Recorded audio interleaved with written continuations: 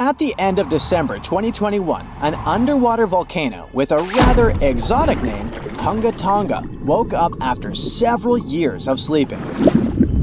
It did that with so much energy and strength that people heard the eruption from over 100 miles away. Then it went back to sleep. But a couple of weeks later, it woke up again with a force 7 times greater than the first time. It broke the island above it in 2 parts. The lightning storm that started because of the eruption was the most intense in recorded history. The sound waves from the eruption traveled around the planet several times. Someone even heard a loud boom from it in Alaska. And it started the first known mega tsunami since ancient times. This tsunami took the lives of 2 people as far as Peru and caused trouble for 2 fishermen in California. But that's not all. This eruption could change the weather patterns on Earth for years. You may see the first proof in the summer of 2024, which is forecast to become much wetter than usual. Scientists believe the eruption was caused by gas building up to a critical point. Different minerals, including anhydrite quartz and sulfides, were building up for several months until they blocked the flow paths and sealed the gas within Hunga Tonga. Normally, when a volcano erupts, the fumes cause a temporary cooling effect on Earth's surface. But Hunga Tonga's eruption was different. It didn't produce much fumes, but released a massive amount of water vapor, roughly equal to 60,000 Olympic swimming pools. The intense heat of the eruption turned huge amounts of seawater into steam, which then blasted high into the atmosphere. All that water vapor ended up in the stratosphere, a layer of the atmosphere that's too dry to form clouds or rain. Scientists don't have any observations of volcanic eruptions like Hunga Tonga to predict its effects on our weather patterns. They can't tell exactly how long these effects might last either. This is because the only way to measure stratospheric water vapor is with satellites, which have only been around since 1979, and there hasn't been an eruption similar to Hunga Tonga in that time. Experts from different countries started analyzing satellite data right after the Hunga Tonga eruption. They wanted to find out how long water vapor would stay in the stratosphere, where it would go, and, most importantly, what this would mean for the planet. The first big result of the eruption, at least partially, was a huge hole in the stratosphere that was hanging on for several months in 2023. By the time it appeared, the water vapor had reached the polar stratosphere over Antarctica. In the following years, there wouldn't be enough water vapor left to enlarge this hole. It looks like Hunga Tonga will have just a minimal effect on global average temperatures. But there are some surprising, lasting regional impacts. One of the scientific models forecasts colder and wetter winters for northern Australia until about 2029. In North America, it predicts warmer winters, and Scandinavia could have even colder winters. This is just one study though, and one approach to understanding how the eruption of Hunga Tonga can change our weather. We do have at least one example from history when a volcano eruption changed the world. Over 2 centuries ago, in 1815, Mount Tambora erupted and caused the year without a summer. In the following year, the winter was unusually cold and wet weather across Europe and North America. A recent study confirms that 1816 wouldn't have been this cold without the volcanic eruption.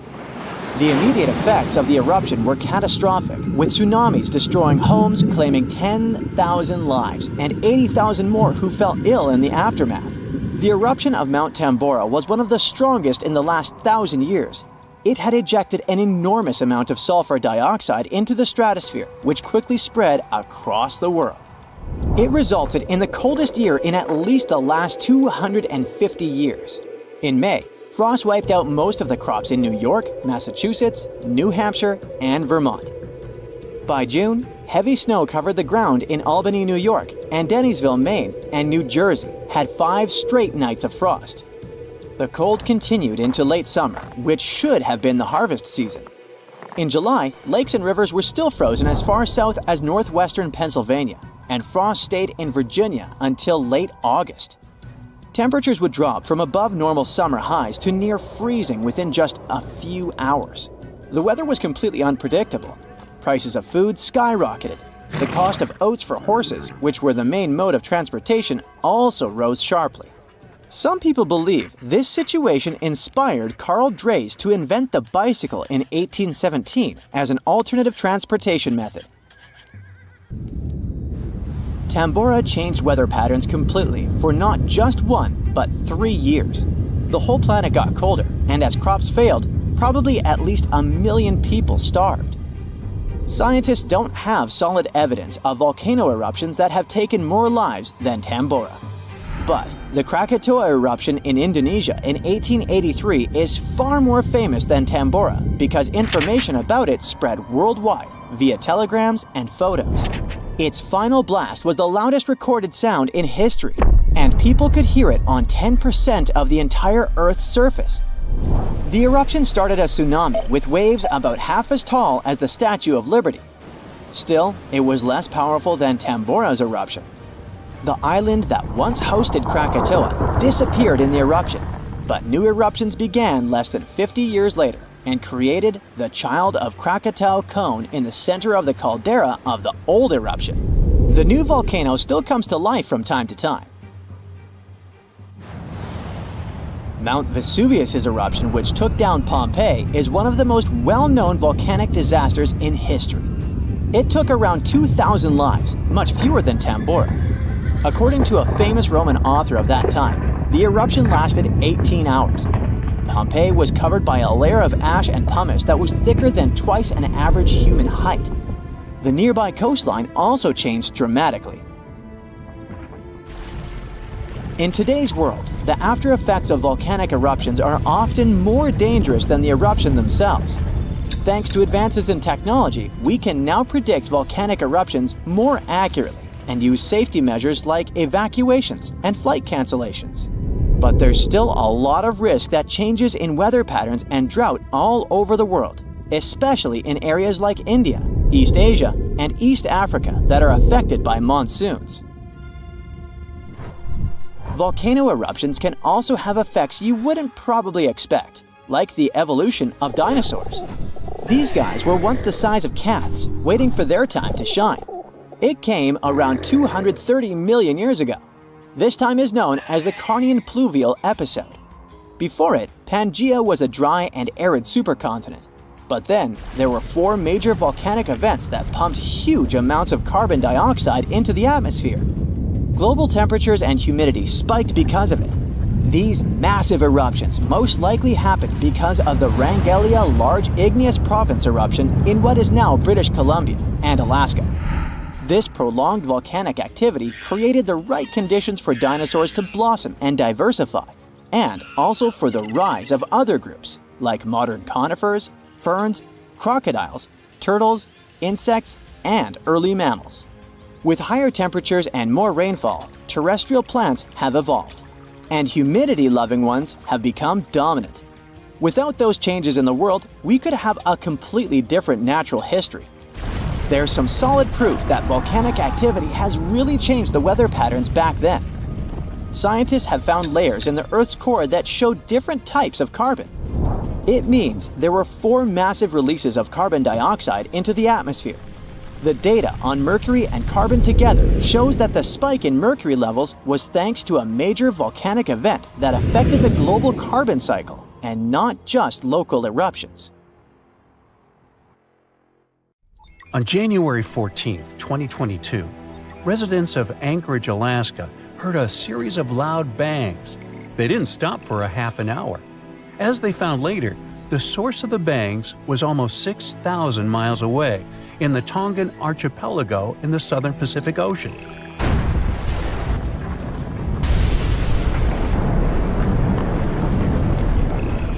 The Hunga Tonga underwater volcano abruptly woke up from its sound sleep. It last erupted at the end of December 2021 after several years of inactivity. Hunga Tonga sent a large plume of ash into the stratosphere that was seen in the capital city of Tonga, 43 miles away from the volcano. In the following days, it was emitting steam and gas to the height of 7 miles. Plus, it was letting out ash that accumulated next to it and even made the island on which it was standing increase in size. Then it went back to sleep, and the officials even announced it was dormant.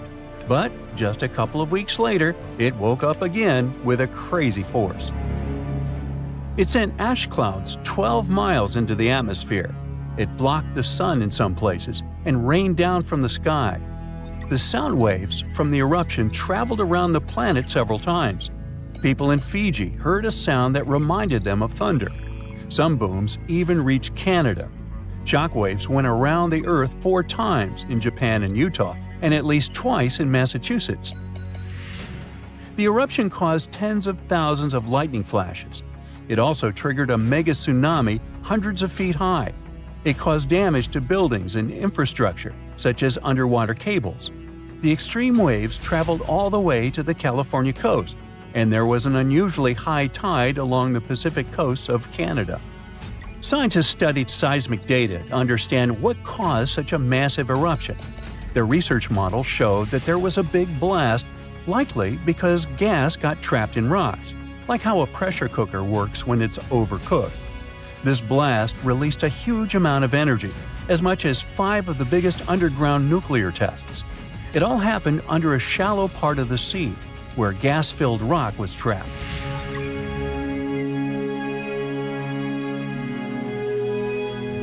Now, normally when a volcano erupts, the fumes cause a temporary cooling effect on the Earth's surface. But Hunga Tonga's eruption was different. It didn't produce many fumes, but released a massive amount of water vapor, equal to 60,000 Olympic swimming pools. The intense heat of the eruption turned vast amounts of seawater into steam, which then blasted high into the atmosphere. All that water vapor ended up in the stratosphere, a layer of the atmosphere that's too dry to form clouds or rain. Scientists don't have any observations of volcanic eruptions like Hunga Tonga to predict its long-term effects on our weather patterns.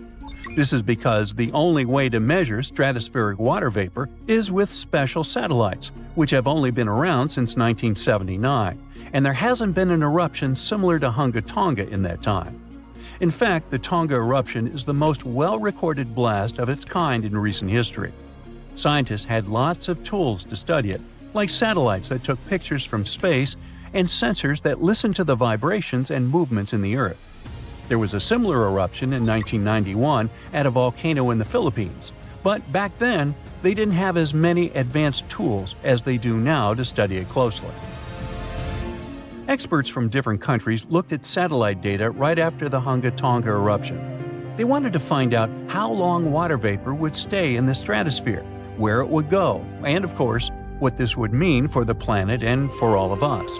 The first big result of the eruption, at least partially, was a huge hole in the stratosphere that was hanging on for several months in 2023. By the time it appeared, the water vapor had reached the polar stratosphere over Antarctica. But Hunga Tonga ended up with just a minimal effect on global average temperatures, at least for now. Let's just hope it won't repeat the story of Mount Tambora volcano in present-day Indonesia. Over 2 centuries ago, in 1815, this bad guy interrupted and caused the year without a summer. In the following year, the winter was unusually cold and wet across Europe and North America. There were also some catastrophic tsunamis, destroying homes that took 10,000 lives and 80,000 more who fell ill in the aftermath. Now, you can't miss an event like Hunga Tonga or Tambora eruption, but some underwater volcanoes are discovered by accident. A passenger on a commercial flight looked out her window above the Pacific Ocean and saw a weirdly colored patch on the water. She thought it could be an oil slick or a floating pumice raft, which is a telltale sign of a recent volcanic eruption. She decided to send a photo of this scene to a geologist. And that's how scientists found one of the largest volcanoes in the world, Havre. It's hiding about 3,000 feet below the surface. In 2012, Havre had a massive eruption that lasted about 90 days. Hot lava poured out of 14 different vents around the volcano's semicircle-shaped opening. Havre is just one of many volcanic systems covered by thousands of feet of water. These volcanoes are the most active on Earth and are part of a giant system called mid-ocean ridges that stretches around the world. This system produces about 75% of all the magma that comes out of Earth's volcanoes each year. It releases over half a cubic mile of lava. When the magma cools down, it forms the edges of new ocean plates. which are like giant puzzle pieces that make up the Earth's crust. A team of scientists studied material left on the ocean floor by volcanic eruptions from the Bronze Age.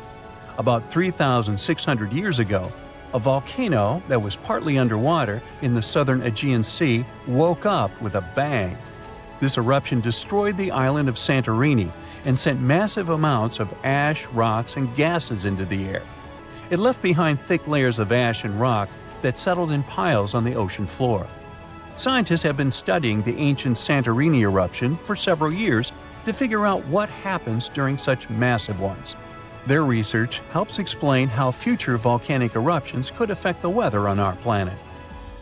The study also helps scientists understand the strength of the eruptions, how high the eruption columns might go, and the sizes of the waves that form when all that ash and rock settles into terraces on the ocean floor. This information will help predict the dangers of future eruptions. Now, when a volcano erupts, the last place you want to be is inside it. But scientists did it for you. Well, kinda. They produced a smart new imaging technique that uses the best ideas from medical imaging and optical telescopes. Matrix imaging, that's what it's called, makes it easier to understand what's happening underground, even when there aren't many sensors available.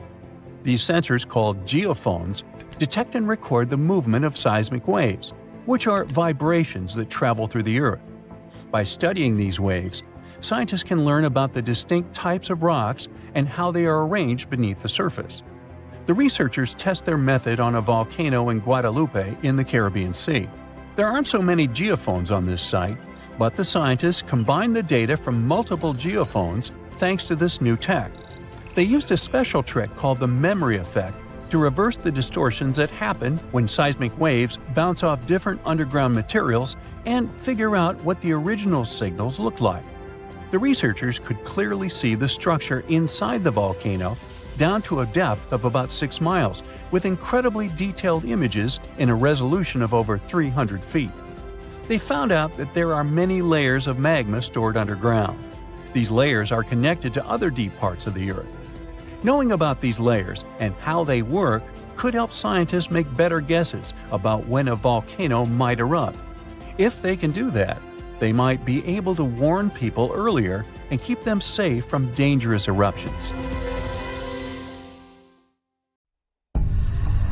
Day 1. A small but powerful tremor is shaking the city of Naples, Italy. The news networks are reporting on the event.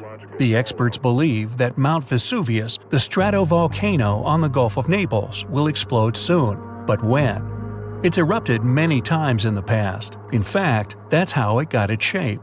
It's made of multiple layers of hardened lava, pumice, and ash. Vesuvius last erupted in 1944, but a major blast happened there nearly 2,000 years ago. It buried the Roman towns of Pompei and Herculaneum and decimated the surrounding areas. Today, 3 million people live less than 20 miles from the volcano, and 600,000 live in the danger zone. Large eruptions happen every few thousand years, usually after long periods of calm. And the trouble is, Vesuvius is long overdue for its next one. This time, though, the volcano is being watched by the Vesuvius Observatory. It has seismic stations, special GPS arrays, and satellite-based radar to help it measure ground movement. They also have special equipment to test the chemicals found in the gases coming from the volcano. All of this helps the experts work out whether it's about to go off. But will it? Right now, the magma is more than 6 miles from the surface. Things seemed safe yesterday, but now they're about to take a turn for the worse. Day 3. Another tremor comes in measuring 3 on the Richter scale. All the equipment that's installed near the volcano is now going off. The magma is pushing upwards. It's not at the surface yet, but Vesuvius is definitely restless. 2 more tremors follow in the afternoon. They don't feel like regular earthquakes, and geologists can see the difference in their seismographs. Volcanic quakes register about 4 to 5 less on the Richter scale. Now, the experts are sure it's just a matter of days or weeks until the volcano erupts. Some volcanoes can be restless for months or even years before they go off. But that's not how it goes with Vesuvius. Day 4. The ground starts to crack open, as if a giant creature is trapped in the Earth's crust and is trying to desperately get out for some air. Steam escapes from the little cracks in the soil. Certain areas are hotter than others. If you went there, it would feel like you walked straight into an oven, and it would be hard to breathe. Some sheep got too close to the mountain and passed out. When the farmer found them, he almost collapsed too, not from the heat, but from the gases. Carbon dioxide and hydrogen sulfide are being released into the air. The entire area around the volcano smells like rotten eggs, and many of the forest animals are now staying clear. The nearby trees have been absorbing these gases from the soil for days on end now, and they're starting to turn brown. The carbon dioxide levels in the area are skyrocketing, and all the detectors are beeping constantly. Day 6. The tremors are getting more frequent. Experts at the Vesuvius Observatory monitoring the volcano say the quakes are coming from the magma that's being pushed upwards. A few hours later, the national emergency alert goes out. Thousands of local people have around 15 days before the volcano erupts, and they need to evacuate their homes. The 600,000 people in the danger zone start to pack their suitcases and leave in cars and trucks. There's chaos everywhere. But in all that disorder, some people are standing still. They look around, trying to understand what's really going on. A few of them are taking photos of their homes. Others are streaming all the confusion on social media. But the senior citizens are just standing outside, looking at their houses one last time. They hope this is all just a false alarm. It's happened before, but who really knows? Day 7. It was a sleepless night. Plenty of the locals have already left. Some good people from other towns drive to the area to help the residents evacuate faster. There's a massive traffic jam, but everyone expected it. This is why the evacuation started early. Ferries, trains, and buses have canceled their services to help the evacuees. They're all working on a tight schedule to make sure everyone gets out safe without any delays. Some people refuse to leave, but their neighbors eventually convince them to go. It will take 7 days to evacuate everyone, and these people will spread out to other areas of the country, not just to the nearby safe regions. Day 10. More than half of the residents have now left the red zone. After the chaos, there's now silence, and it's interrupted by the eerie sounds of the tremors. Animals are being evacuated too. Many people are now trying to save as many animals from the forest as they can find. Day 16. All 25 of the towns that were at risk have now been evacuated. The red zone is empty. But the tremors are getting stronger, as the volcano is a pressure cooker ready to explode. White smoke rises from the large opening on the mountaintop and the vents on the side. The molten rock moves toward the surface, and the pressurized gases form bubbles, just like the ones you see when you boil food. Suddenly, there are some loud booms, and then an explosion. It's loud enough to be heard thousands of miles away, and the shockwave is felt throughout Italy. Volcanic rock is thrown up into the air. A thick black mushroom cloud forms and expands into the sky. The birds abandon their nests and fly away in huge flocks. The red-hot lava is now spewing out of the volcano like a fountain. As it flows downward, it obliterates everything in its path. Then there's a volcanic landslide. Part of the cone-shaped mountain falls off, and millions of tons of soil and rock break loose from the volcano's side and tumble down. The lava spreads on the slopes, and it slowly slides down into the forest and the farmlands. The plume of ash, pumice, and other kinds of rock has risen so high into the sky that people can see it from Rome. Then the tower of debris starts falling back to Earth. First comes the ash, then chunks of rock. The ash in the atmosphere is so dense that it's hard to breathe. The lava slowly spreads across the area and pulls down all the trees. All the nearby towns are shrouded in darkness and smoke. Buildings collapse, and all around there's a mixture of heated, poisonous gas and rock moving faster than a car. Other rocks and more volcanic ash fall miles away from the volcano, hitting cars and destroying roofs. The sky is completely black as the lava keeps on coming. Slowly, all the nearby towns are submerged beneath the molten rock. Some of the lava even reaches the sea. Gigantic white steam covers the shore where it falls in, and the magma turns black. Now, a weird neon blue fire appears on the slopes of Vesuvius. This is caused by burning sulfuric gases. They're escaping at high pressure from the cracks in the volcano surface. When they come into contact with the air, they ignite. These blue flames can reach 16 feet into the air. Now, all nearby flights are canceled, and many planes have to change course to reach their destination. Ever since the national alert, no planes have been allowed to fly over the volcano. The clouds of volcanic ash can damage jet engines and other plane components. The water supply is now contaminated by streams of volcanic ash, and it smells unbelievably bad. In just a short amount of time, all that magma has made entire towns vanish. Only the roofs of taller buildings can be seen. After the big and explosive eruption, there are some smaller and quieter ones. At this stage, nobody knows if the volcano has stopped erupting yet, and absolutely no one can go anywhere near the area. 10 years later.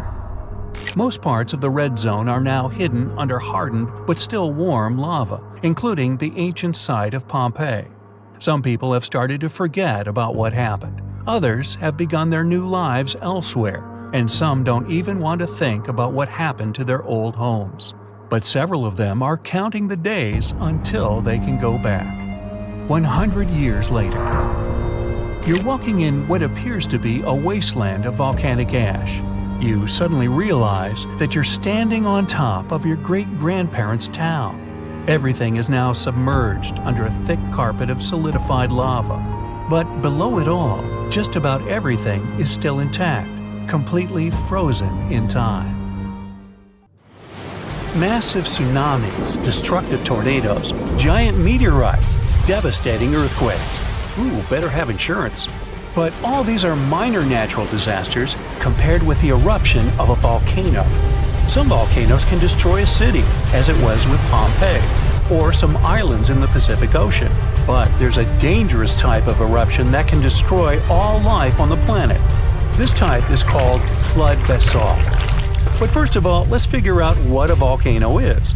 Rivers of hot liquid metals and incandescent rocks flow deep inside our planet. And the deeper it gets, the hotter they are. The source of this hot mass is the mantle, which is the middle layer of Earth, located between the core and the crust.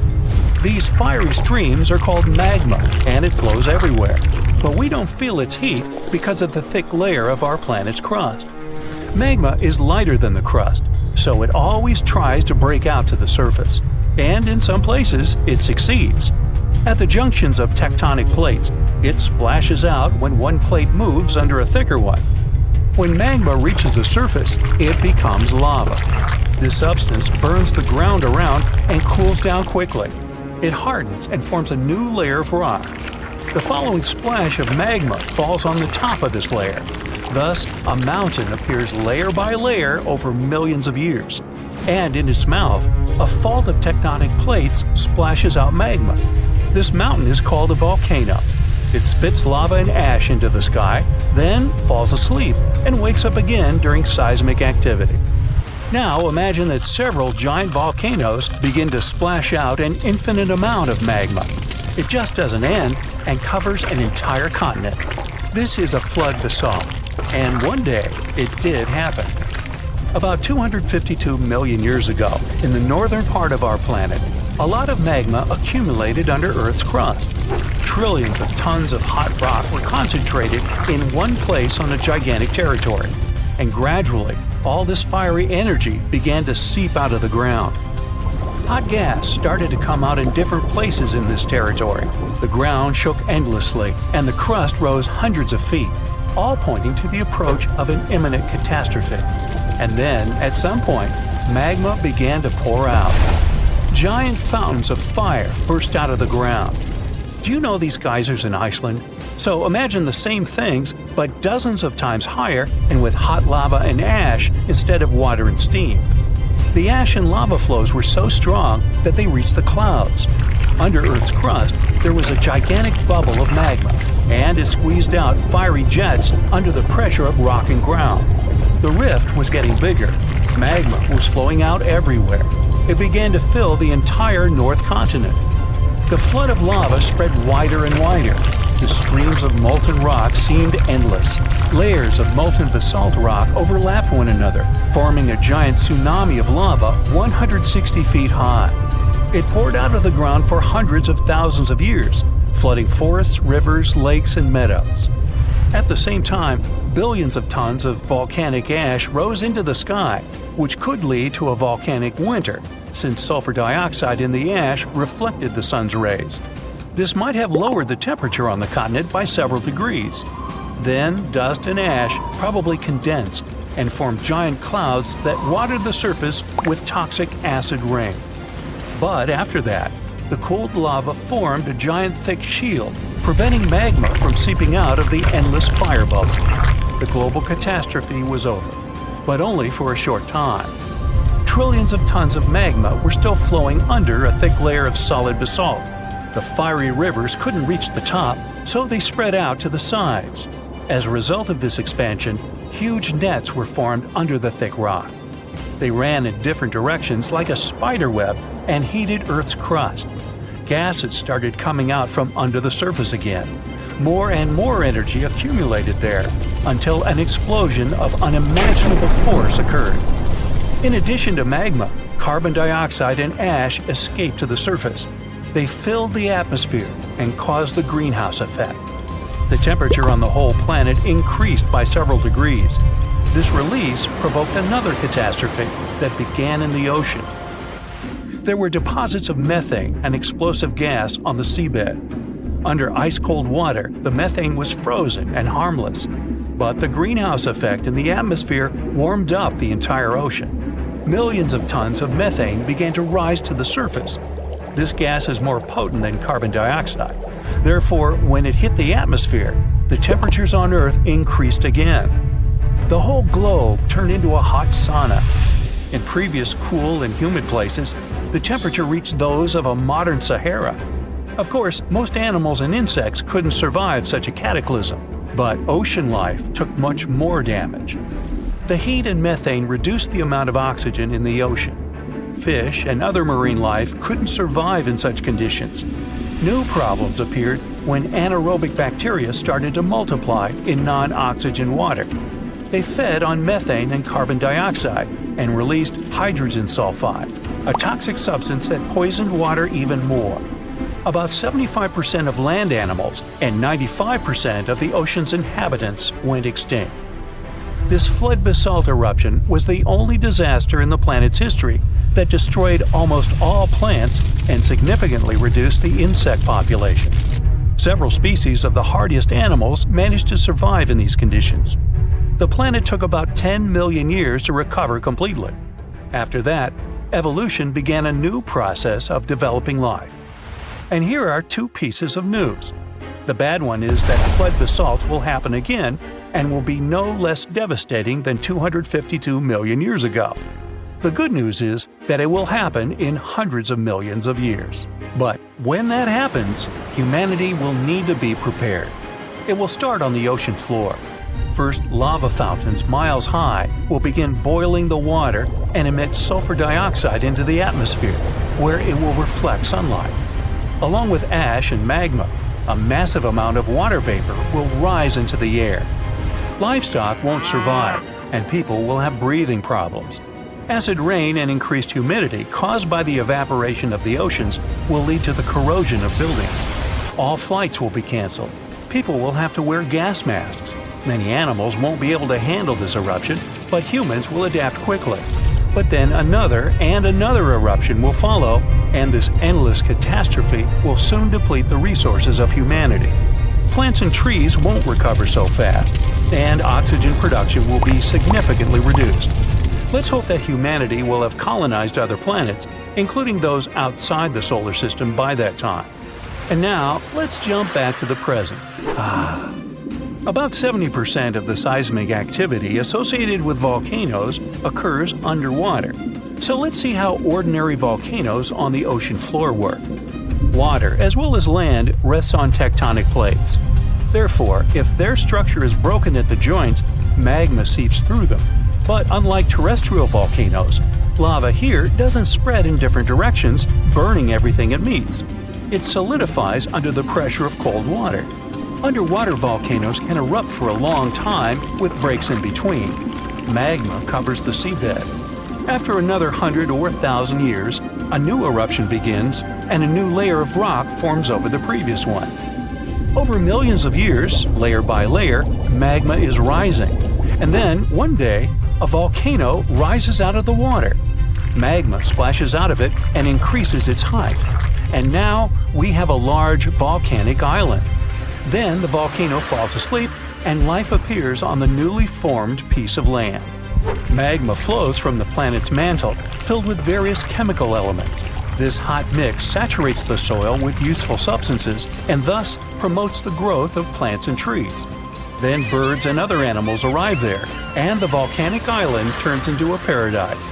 Then humans arrive and pave over paradise to put up a parking lot and a franchise burger joint. The last time this volcano erupted was about 500 years ago, but recently, small tremors have grown really frequent, to such an extent that scientists have been recording more than 1,000 a month. I'm talking about the Campi Flegrei supervolcano in Italy. At one point, just a few weeks ago, the area was rattled by a 4.4 magnitude earthquake with 150 tremors in just one night. It was the strongest earthquake in over 40 years.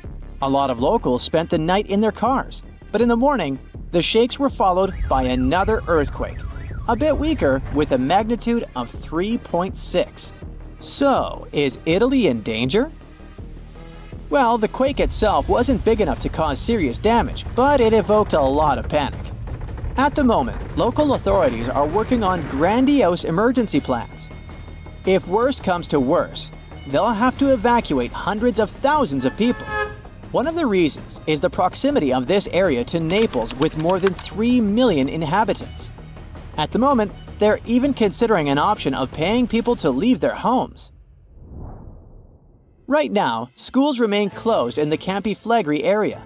The authorities are allocating more than 500 million euros to ensure the safety of buildings and constructions in the area. A yellow alert is still in place in the region where 80,000 people live. There's the so-called red zone, which is the most dangerous area. There are 1,250 houses in this red zone, and all of them will be at high seismic risk if an eruption begins. Plus, more than twice as many will be at medium risk. Italy is a country prone to seismic activity, and Pozzuoli is a densely populated area that is located on one of the most dangerous supervolcanoes in Europe. Campi Flegrei has 24 hidden underground craters and dwarfs the better-known Vesuvius. Yes, the very volcano that wiped the ancient Roman city of Pompei off the face of the earth in 79 CE. This city thrived near the base of Mount Vesuvius at the Bay of Naples. In the time of the early Roman Empire, 20,000 people lived in Pompei. They were merchants, manufacturers, farmers, and others. The soil in the region was rich and fertile, so there were lots of orchards and vineyards.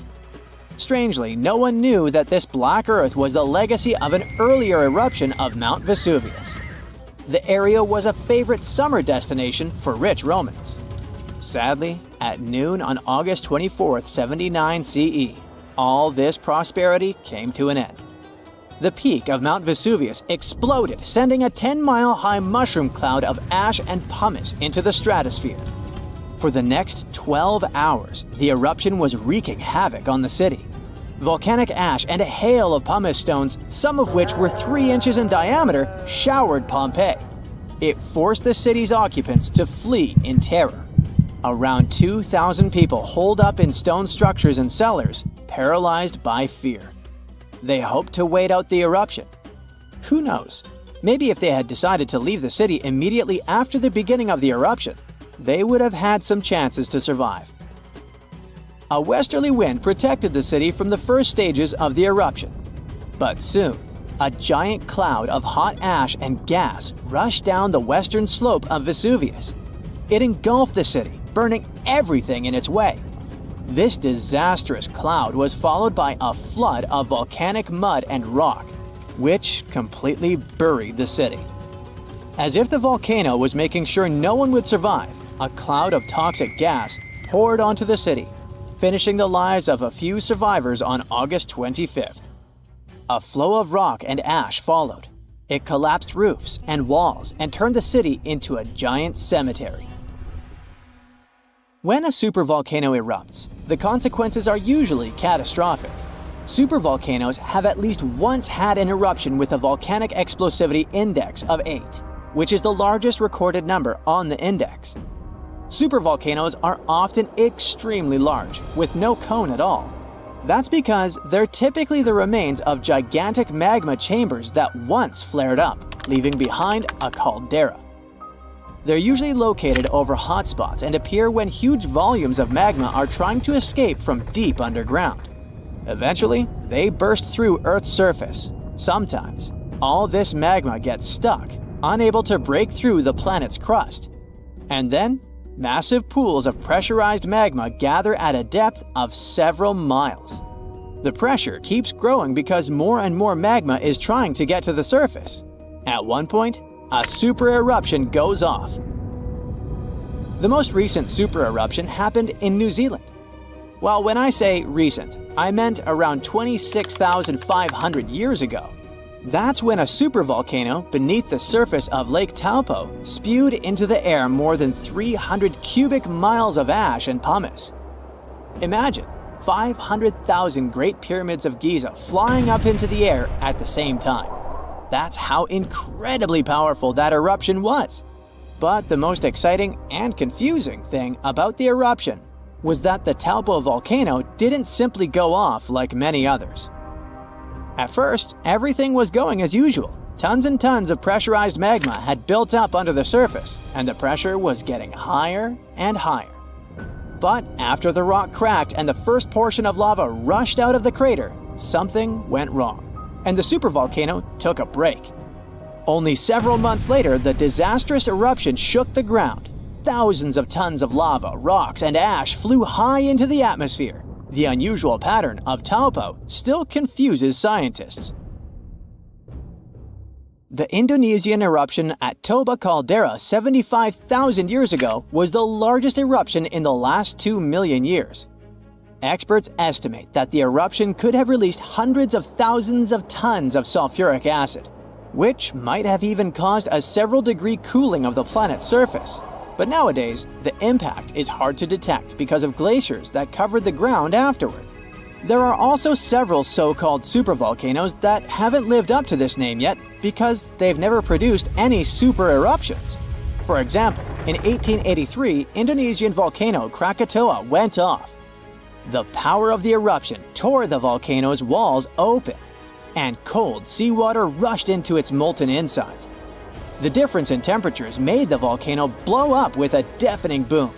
It was clearly heard 3,000 miles away in Australia. It earned the blast the title of the loudest sound in history.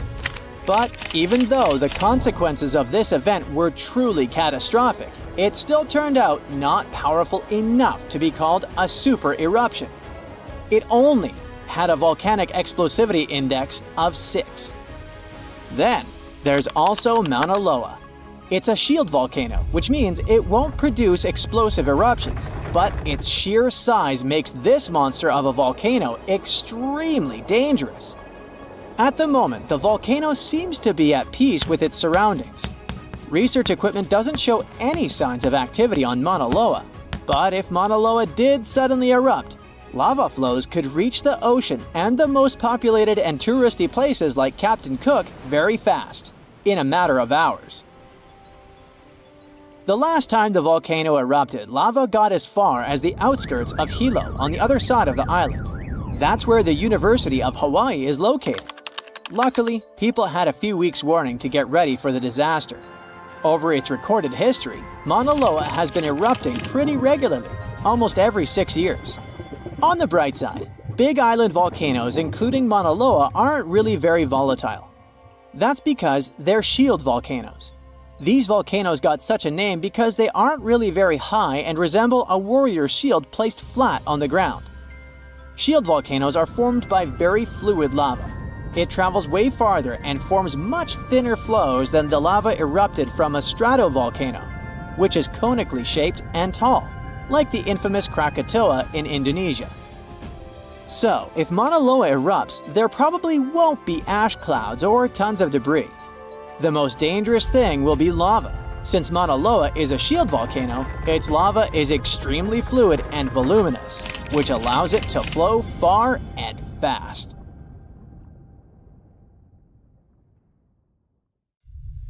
These ominous rumbling sounds, the ground shaking under your feet. Wait a minute, that's my tummy. Or it might be Washington State's Mount Adams waking up.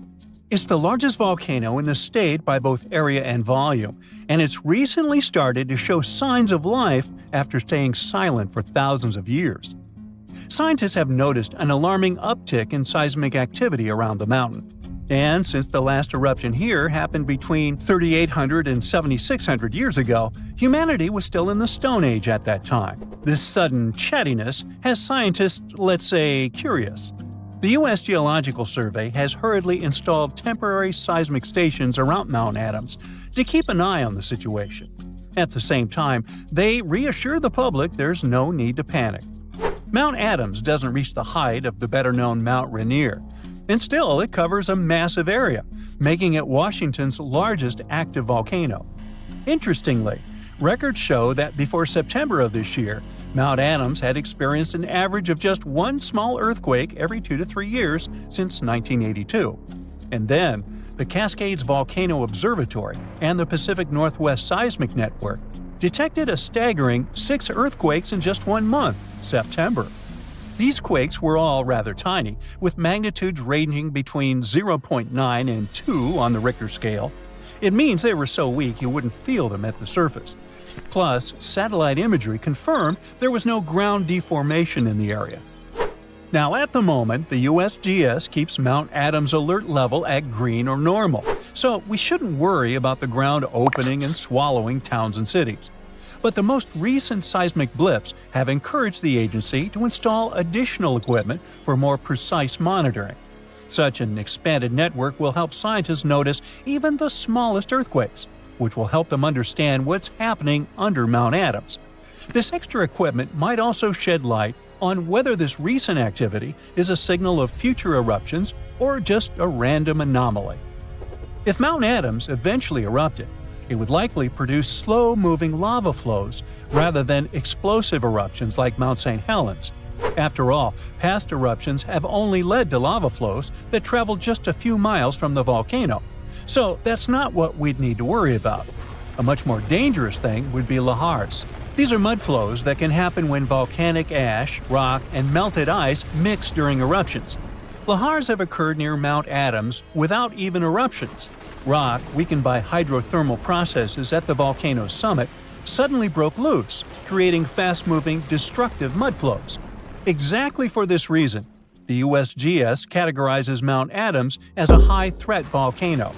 While it doesn't erupt frequently, it still poses serious risks to nearby settlements. Another volcano we should carefully watch is Katla in Iceland.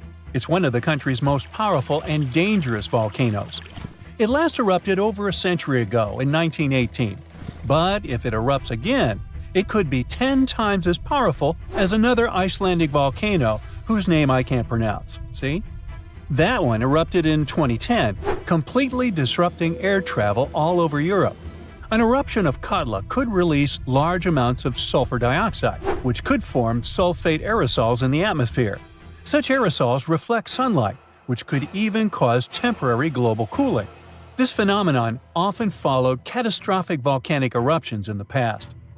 Although eruptions are common in Iceland, Katla's ash cloud would likely shoot higher into the sky and cover larger areas of Europe than that other one did.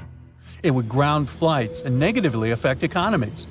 If Katla erupted, it would also harm agriculture, water supplies, and air quality. In 2014, scientists noted that a large eruption could even cause a tsunami that might travel along Iceland's south coast and out to sea. But the potential impact of such a tsunami is still unclear. Katla tends to erupt on a regular schedule every 40 to 80 years. which means that another eruption is statistically very likely soon. That's why Katla remains under close scientific observation. The Canary Islands' Cumbre Vieja erupted recently in 2021, reminding people of its destructive potential. The lava flow from this eruption was devastating. It covered whole neighborhoods and flowed into the ocean, destroying more than 3,000 homes. Thousands of people had to be evacuated. But the craziest thing? Even though the damage was significant, scientists believe it could have been far worse. A massive eruption of Cumbre Vieja could have caused the volcano's entire western flank to collapse into the Atlantic Ocean, triggering a mega tsunami. This hypothetical tsunami could have potentially created waves hundreds or even thousands of feet high. They could have flooded coastlines around the Atlantic Basin, including parts of the US and Europe. Luckily, recent studies claim that a collapse of that scale is unlikely. But even though the chance of a mega tsunami is low, scientists still think it's wise to prepare for possible eruptions because there's a chance of extensive damage. The lava flows that occur at this volcano tend to be extensive and dangerous to both human life and the infrastructure on the island. If you decide to travel to Ecuador, you should be wary of Cotopaxi, one of the most active volcanoes in this country. It's been rumbling with minor eruptions since 2022. While these eruptions have been relatively small, Cotopaxi has a great potential for a major eruption, and it has scientists on high alert. If Cotopaxi erupted on a large scale, it could produce a massive ash cloud over 12 miles high, threatening the lives of around 200,000 people in the neighboring area. A serious danger is Cotopaxi's snow-capped summit. It would melt super rapidly in a major eruption.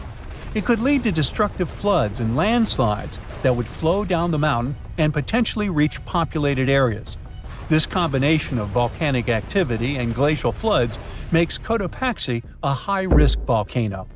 A powerful eruption could occur soon, or it could be years or even decades away. But monitoring efforts are in place to catch any warning signs. The next volcano we should watch out for is already infamous, Mount Vesuvius. Its catastrophic eruption in 79 CE destroyed the Roman cities of Pompei and Herculaneum. Its last eruption occurred in 1944, but Vesuvius remains highly active and poses a great risk to nearby Naples, one of Italy's largest cities. A large eruption would threaten over 3 million people. Many of them live in the vicinity or even directly on the slopes of the volcano. If Vesuvius erupted, it would be an explosive event, with ash, rocks, and volcanic gas ejected at extremely high speeds. And even though such a destructive event isn't expected for a few hundred years, Vesuvius remains one of the world's most closely watched volcanoes. After all, it has a real potential to cause catastrophic damage in a densely populated area. Then we have Popocatepe, often called El Popo. It's one of North America's tallest active volcanoes, which lies about 40 miles from Mexico City. Exactly this proximity to a metropolitan area with a population of 22 million people makes Popocatepe especially hazardous.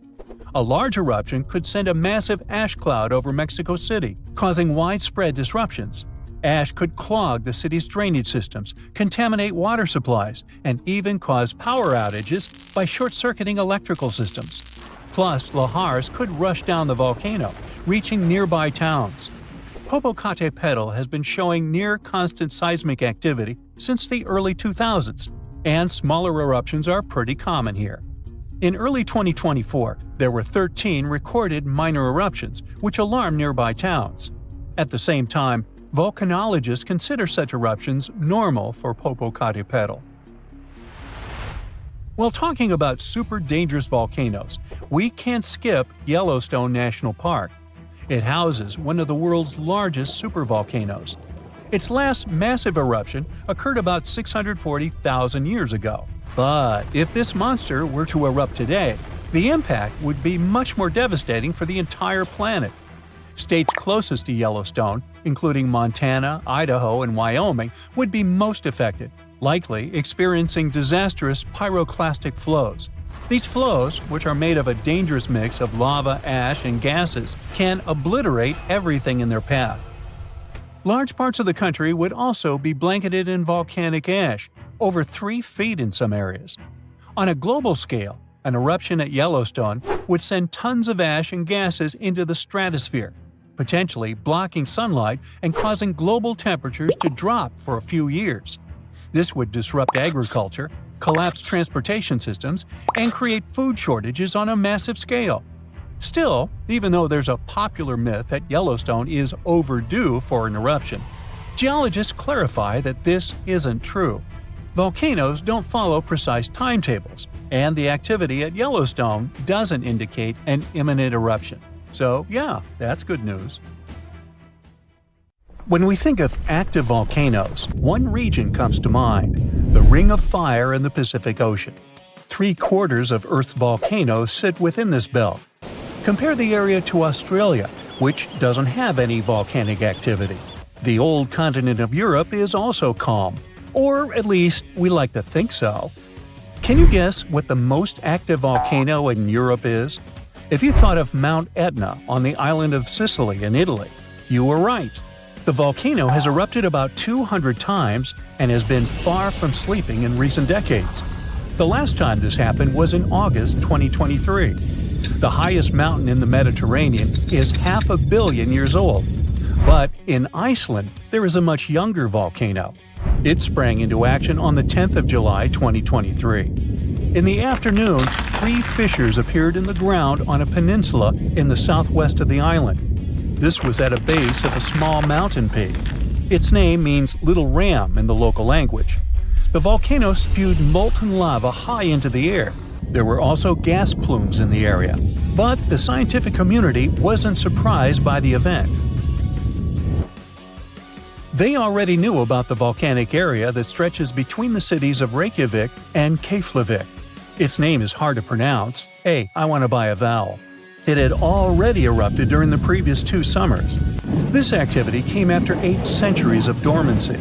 In the days leading up to the latest eruption, seismologists, the scientists who study earthquakes, recorded over 12,000 tremors.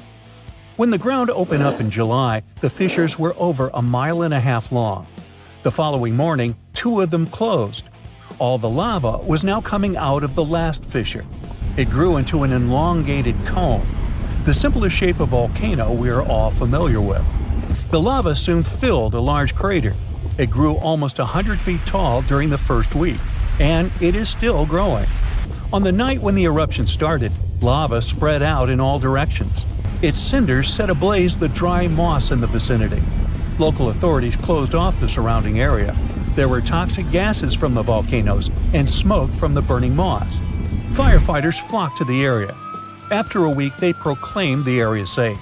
Visitors soon came to witness the birth of Europe's youngest volcano. This form of tourism is quite developed in Iceland. People come from all over the world to watch active volcanoes. The land of fire and ice is home to more than 130 volcanoes. Some 30 of them are active. Now, I know what you're thinking right now. Is volcano tourism safe? In Iceland, it is. The country's authorities research and constantly monitor all of the hotspots. The island is dotted with several dozen seismic stations. These help researchers accurately predict future eruptions, and emergency services are accustomed to these sorts of events. They can quickly cordon off danger zones. This is what happened in 2010. A volcano in the south of the island, the name of which everyone struggled to pronounce, erupted. It spewed out a plume of steam and ash that was 7 miles high. This wasn't a fun time to be an air traveler. Winds carried the enormous plume southeast toward northern Europe. Many countries closed their airspace for several days for safety reasons. The volcano erupted in March, but the Earth was shaking from January the same year, so seismologists knew that an eruption was approaching. When it comes to the continent's youngest volcano, the tourist infrastructure is already there. Visitors can leave their cars at a designated parking lot. Then they go on a 5-hour-long trek. This leads to a viewing deck. Tourists are so close to the epicenter that they can feel the heat haze from the crater. The sight is the most impressive at nighttime. Safety is never a concern. Scientists regularly chart out hazard maps that outline the borders of lava fields. This way, visitors who stick by the rules are never in harm's way. More than a week after the eruption started, a section of the crater collapsed. Lava flowed downhill west of the volcano. This majestic smoldering hot river is slow-moving lava. Scientists categorize it as an AA type. The term is Hawaiian. It describes basaltic lava that has a rough and brittle surface. The flow is composed of broken lava blocks that are called clinkers. They fall off as the substance flows. This reveals red-hot areas. The cooler sections of lava are gray and black in color. When it moves forward, it produces a distinctive sound like shattering glass. Nearly a month after the eruption of the new volcano, we got aerial footage of an interesting phenomenon. A tornado formed directly over the lava flow. This occurs due to the high temperatures in the area. When the conditions are right, a column of heated air can easily turn into a mini tornado. Scientists observed a similar event happen during the 2018 eruption of Mount Kilauea in Hawaii.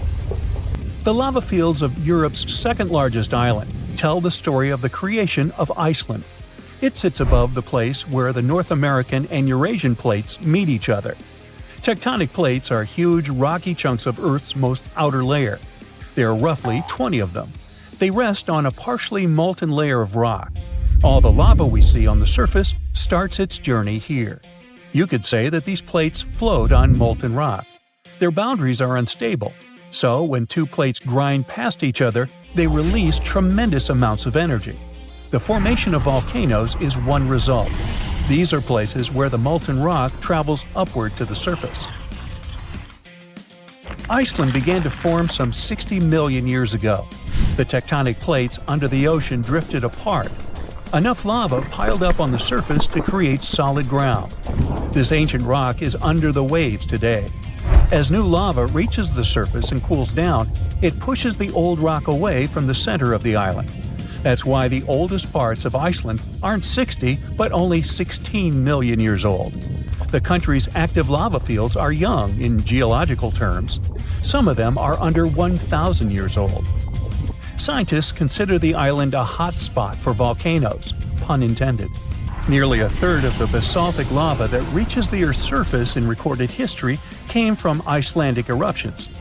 Fissure swarms, like the ones before the 2023 eruption, cover 30% of the Nordic country. For this reason, only a quarter of the island is inhabited. Norse Vikings were the first people to settle in Iceland at the beginning of the 10th century. Nature threw them a loud welcoming party. Just a few years after their arrival, they witnessed one of the greatest volcanic eruptions in history. Vikings came from a region without volcanoes, so they had no clue as to what was going on. Today, Icelanders are used to such events. This is good because their homeland is entering a new era of volcanic activity. Volcanologists suspect that recent events are an introduction to decades of more frequent eruptions. The peninsula that is home to Earth's youngest volcano is just 17 miles southwest of Iceland's capital city. It's been dormant for a long time. Present-day eruptions there are a reminder that the natural processes that created Iceland are still ongoing. Recently, scientists discovered that there's a historical link between volcanic eruptions in the north of Europe and glaciers. Our planet went through at least 5 major ice ages. These were exceptionally lengthy periods when the average temperature on Earth dropped. The result was the expansion of ice sheets across northern Europe and North America.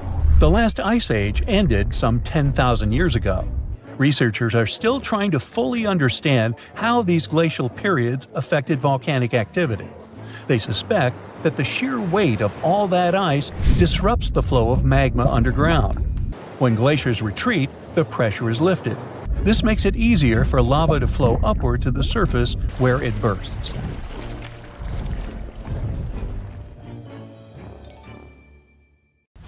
Our planet's biggest and meanest supervolcanoes are waking up. When they erupt, you'll surely notice it, even if you live thousands of miles away from the epicenter. Scientists are worried we might not have enough time to prepare and deal with the consequences of a super eruption. There's some volcanic activity close to the Italian city of Naples.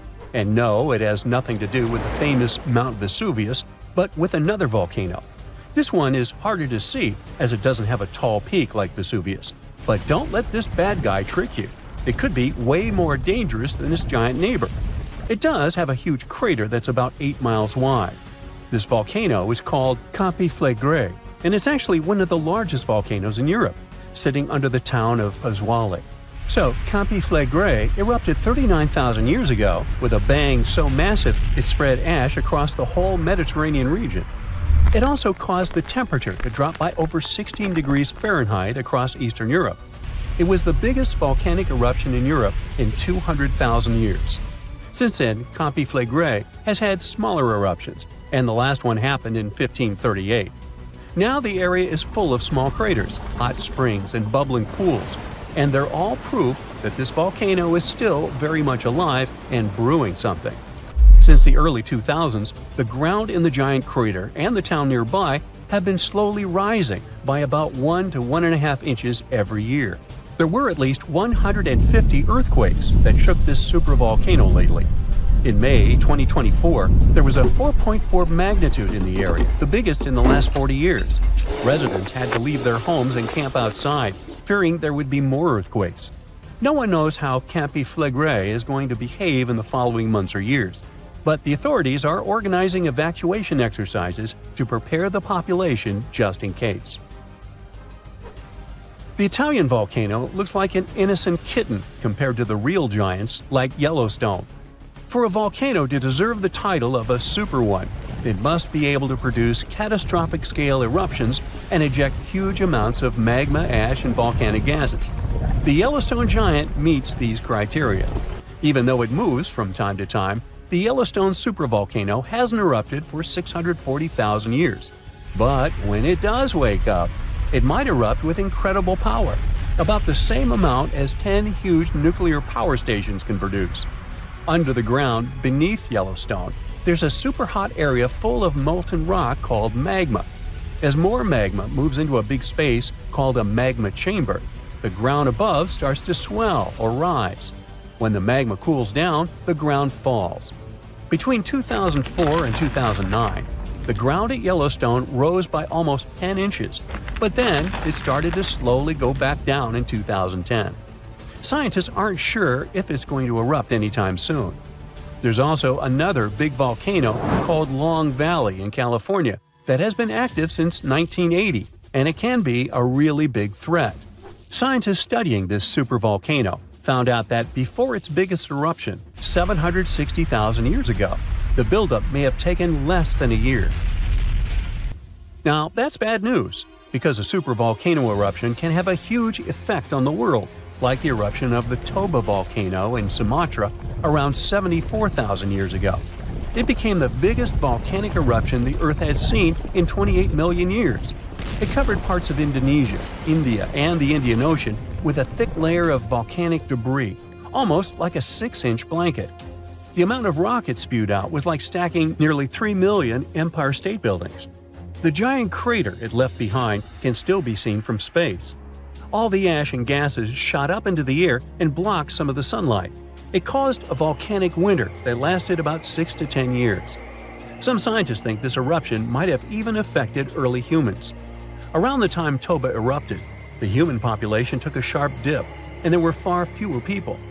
Some say this is why all modern humans come from a small group of survivors. According to the Toba catastrophe theory, most early humans in Europe and Asia didn't survive the cold and harsh climate after the eruption, but a lucky group lived through all that in Africa. Not all scientists agree with this idea, and some archaeological and climate records show a different story.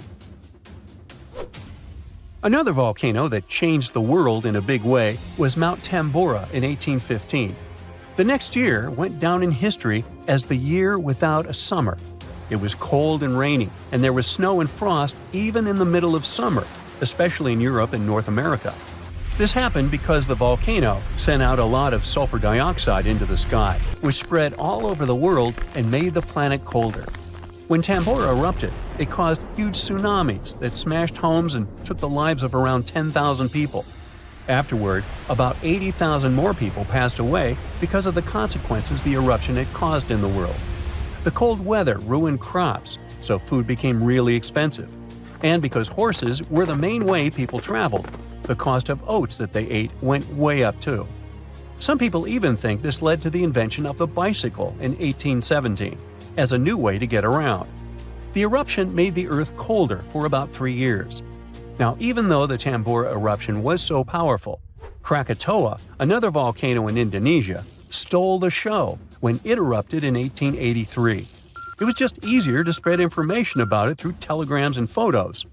Its final blast was the loudest recorded sound in history, and people could hear it on 10% of the entire Earth's surface. The eruption started a tsunami with waves about half as tall as the Statue of Liberty. Now, if we only had 12 months to prepare for a supervolcano eruption, it would be really hard to store enough food and get ready. But don't panic just yet. Supervolcano eruptions are very rare, and the last one happened 26,500 years ago in New Zealand. Scientists think that a super eruption happens once every 100,000 years on average.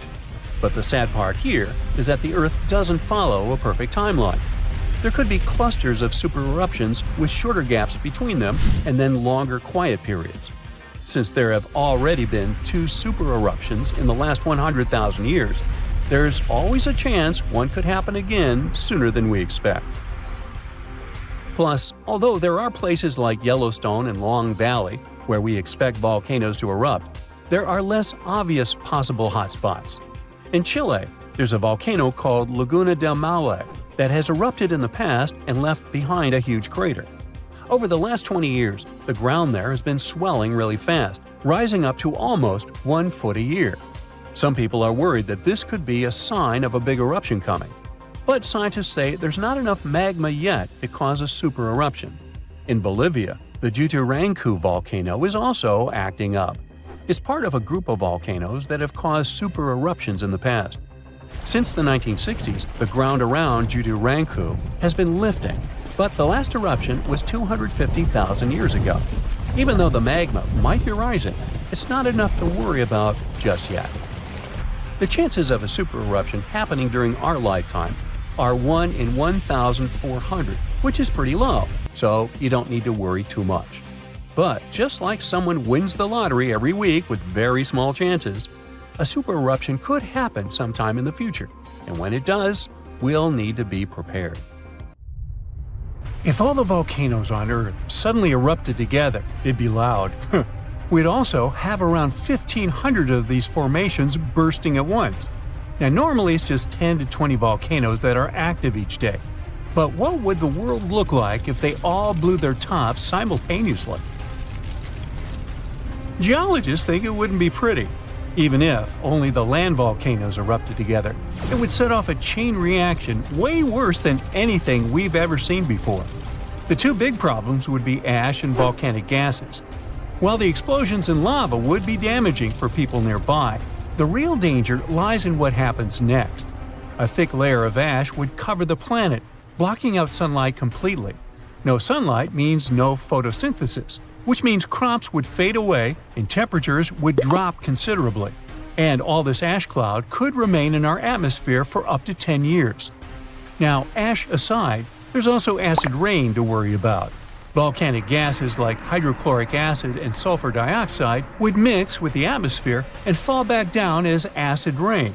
This type of weather would harm the groundwater and ocean surfaces. Even if humans would find a way to survive up to this point, we'd have no corals and no other sea creatures around. Scientists have seen similar events in Earth's history at a smaller scale. Big volcanic eruptions have been linked to mass extinctions. When Mount Pinatubo erupted in 1991, it cooled parts of the world for 2 years. But the extra carbon dioxide from these eruptions could also heat the planet, the same way we turn our stoves to broil for that extra crispy layer on our casserole. Geologists also mentioned that there's evidence in our atmosphere that stuff like this may have happened in the distant past. During the Cretaceous period, carbon dioxide levels were way higher than today, which made it difficult for marine life to thrive. Who would survive all this? Probably just some extremophiles, these organisms that survive in harsh conditions like hot springs or deep undersea vents. As for humans, we could all lay low in underground bunkers until things clear up, or build multiple space stations that could fit us all. Yeah, right. The chances of all volcanoes erupting at once, though, are very slim. Whew! That's because there isn't one giant source supplying all the volcanoes on Earth. Each one of these openings has its own deposit of magma, except for a few cases where they indeed share the supply. For example, in 1912, Nova Rupta in Alaska erupted alongside another volcano sharing magma. Scientists have also found evidence of magma hiding under volcanic areas, like under the Taupau volcanic zone in New Zealand. This magma can spread out horizontally for long distances, but is still just a local feature. Even if we consider all the magma under Taupau as one system, it's not connected to other volcanic areas like Indonesia or the Philippines.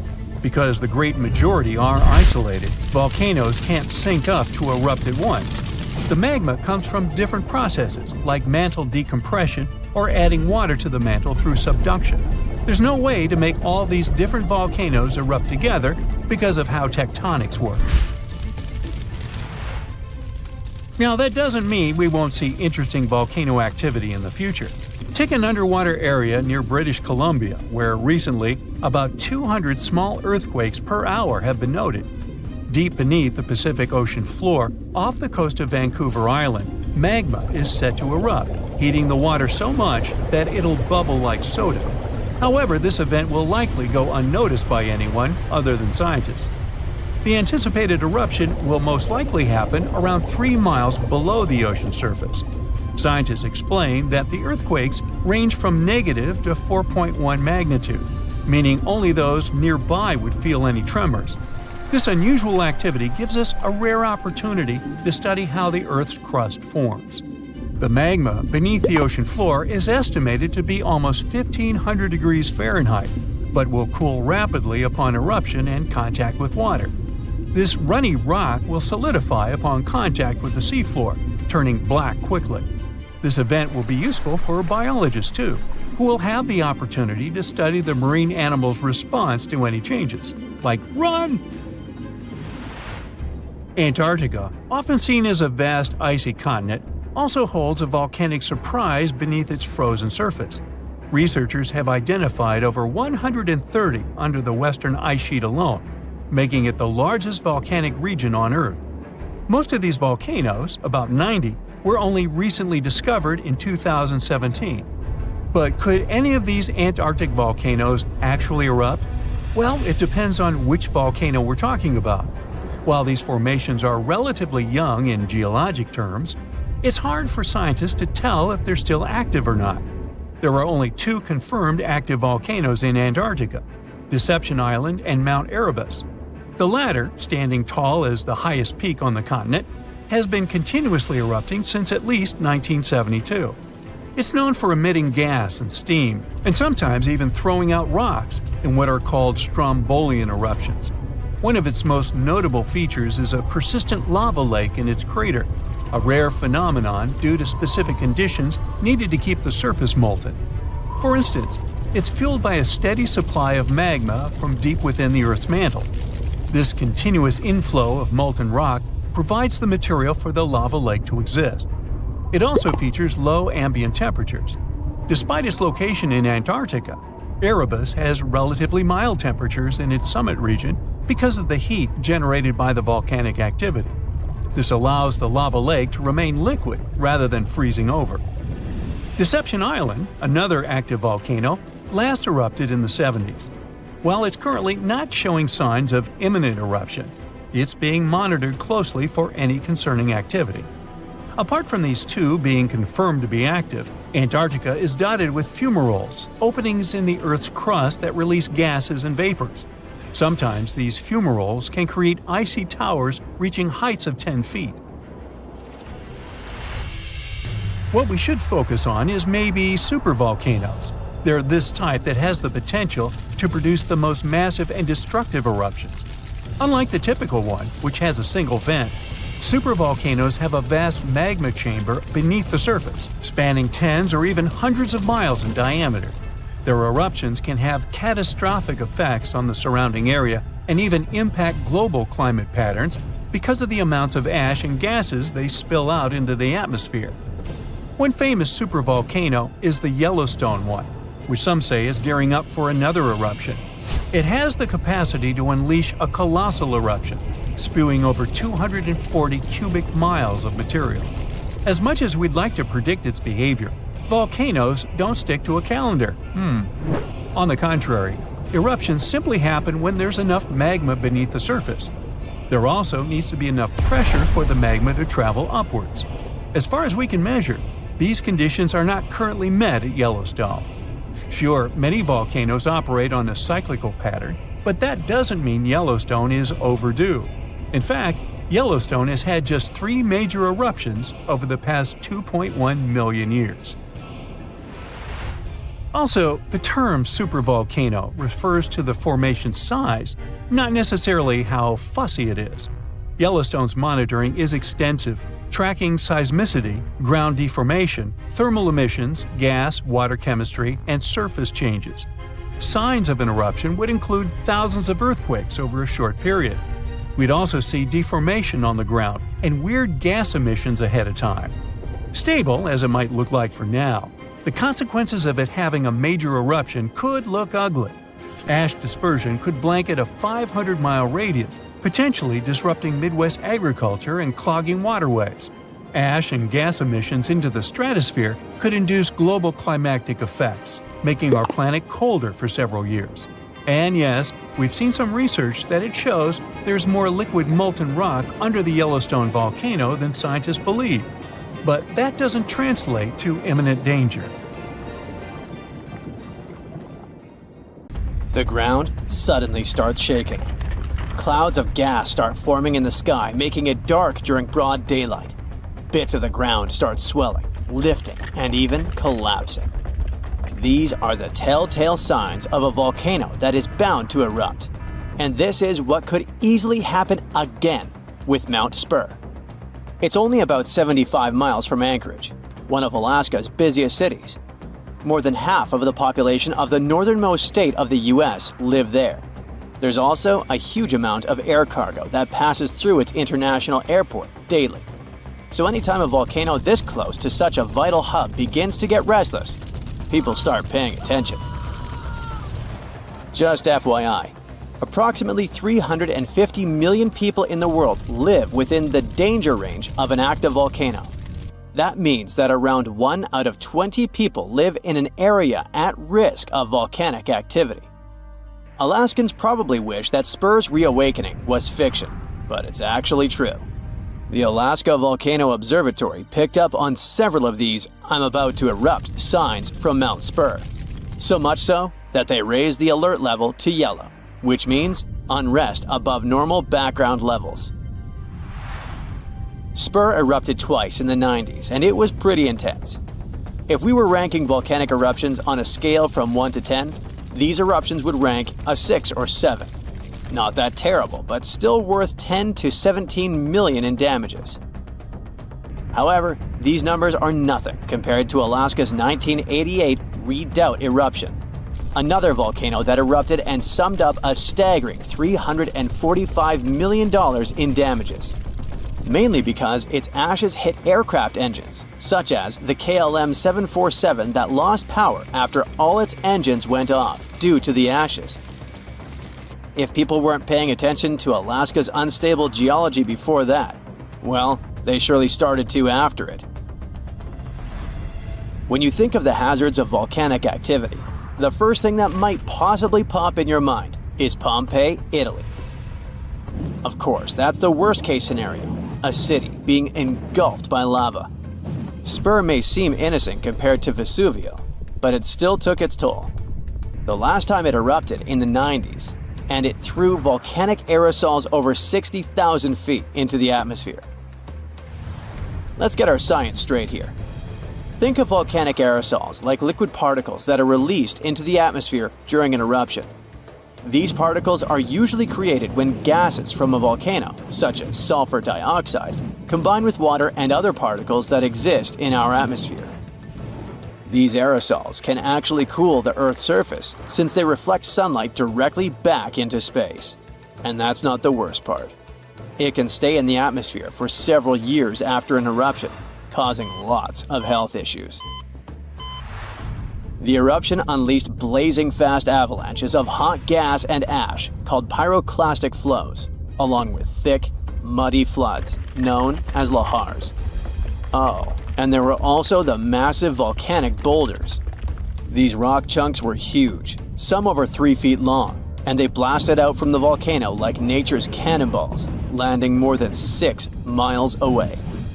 All that volcanic heat melted part of a nearby glacier, kicking off debris flows that dammed up the Chakachatna River and created a whole new lake along the valley. Some good came out of Spur's first eruption, though. The main lesson was, volcanic monitoring pays off. The local monitoring was able to reduce the economic damage done by the eruption, especially for a city that has an intense air traffic. Spur is deemed as dormant for the moment, but it could go off anytime soon. You see, volcanoes are classified as active, dormant, or extinct, depending on how much action they're putting on. If it's still active, it's still rumbling and erupting somewhat regularly. Dormant means it's had some recent activity, but it's still lying low for now. And extinct, that's when it's been quiet for such a long time that we figure it's done for good. One of the US's most dangerous active volcanoes is Mount St. Helens. This volcano is actually responsible for the most powerful eruption in US history. Its last blast was so intense, it threw off about 1,300 feet off its summit. Basically, the top of the mountain vanished, and if you thought Mount Spur's ash cloud was impressive, St. Helens wins the competition since it launched its ashes 80,000 feet into the sky. Eastern Washington plunged into total darkness. But it wasn't just that. In a matter of 3 minutes, the eruption hurled 3.7 billion cubic yards of blazing rock and dust, enough to fill 1 million Olympic-sized pools across 230 square miles of lush forest. Actually, the earthquakes that anticipated the eruption started weeks before May 18, 1980. A ground shake of magnitude 5.0 went off, triggering a landslide on one side of the volcano. By the end of the official eruption date, 57 people had lost their lives. Nearly 7,000 big-game animals like deer and elk were wiped out, and millions of birds laid scattered on the burnt earth. Researchers don't think St. Helens will blow at the same magnitude again anytime soon, but they're keeping an eye on it, because this volcano is not exactly finished. By the way, the word volcano comes from the Roman name Vulcan, which was the Roman deity of fire, and they often happen at the meeting point of tectonic plates, which are the pieces of the Earth's surface that fit together like a jigsaw puzzle. The so-called Ring of Fire, located in the Pacific Ocean, is the world's danger zone when it comes to volcanoes. It contains between 750 and 915 active volcanoes. The largest volcano located in the Ring of Fire, also the largest active volcano in the world, is the Mauna Loa. It's over 13,000 feet high, and it's located in Hawaii. Researchers say that Mauna Loa has been erupting for at least 700,000 years. Its most recent eruption began on the 27th of November 2022, and it lasted until December 13th. It's been quiet since the 80s until it decided to wake up again. Thanks to constant monitoring by the Hawaiian Volcano Observatory, it didn't cause any casualties when it last erupted. Scientists have been investing big time on volcanic monitoring, not only to reduce economic hazards, but also to save lives. The most recent attempt has been to drill into volcanoes. Recently, a group of scientists went all the way to Iceland in one of the world's volcanic hotspots. There are around 33 active volcanoes in Iceland alone, but the one that is the most interesting to them the most is the Katla volcano. The Katla has erupted around 30 times in the last 1,000 years, and its most recent eruption was in the mid-1980s. The project named Katla Magma Testbed, or KMT for short, is hoping to advance the understanding of how magma behaves underground. The main advantage of this drilling research is predicting the risk of eruptions, but it can also help to push geothermal energy forward. I mean, can you imagine having electricity that is run by the limitless source of volcano power? The KMT team will begin drilling holes deep into volcanic ground in 2027. They're aiming at reaching over a mile into the ground. After all, it's different to monitor lava activity when it's on the surface than when it is still below ground. This will allow researchers to listen to the pulse of the Earth, according to them. They're saying this research is as revolutionary as the first time man went to the moon. Oh, and speaking of that, I was shocked to discover that volcanoes exist all throughout the solar system. Yep, other planets and moons have volcanoes too. The largest volcano in our solar system is Olympus Mons on Mars. It's a shield volcano, much like the ones that make up the Hawaiian Islands. It's about 370 miles wide. If we transported it all the way back to Earth, it would almost occupy all of Poland. Yikes. It happened in Iceland on Friday, March 19, 2021, at 8:45 p.m. About 20 miles southwest of the capital. Molten rock suddenly burst through the surface from below. Bright lava fountains then lit up the night sky. A volcano in this valley finally woke up after almost 800 years of sleeping soundly.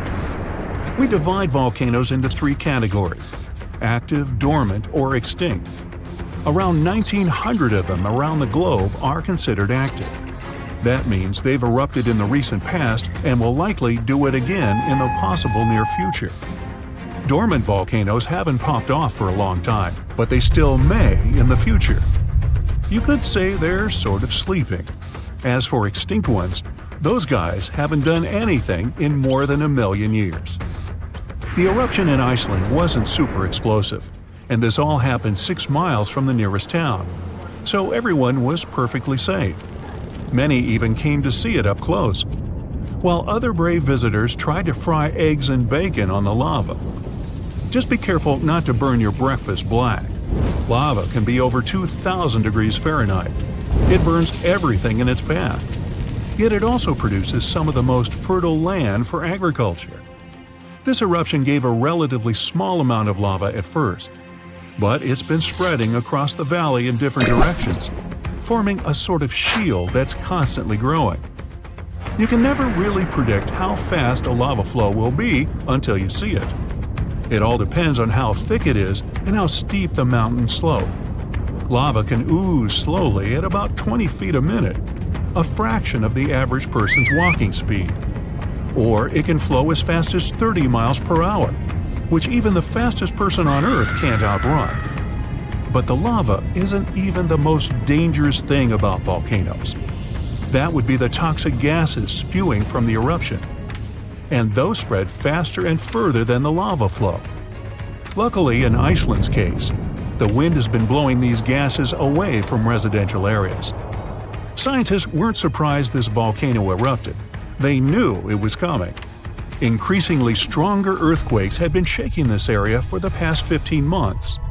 There were 50,000 earthquakes within just the 3 weeks leading up to the eruption. That's 100 per hour. The volcano has been active since March, and geologists say this could last for weeks, months, years, or even decades of constant eruptions in the area. Mount Shasta is in the top 5 most dangerous volcanoes in the U.S., so geologists are keeping a close eye on it. The last eruption was in 1250. I wasn't around then, but this volcano erupts every 600 to 800 years.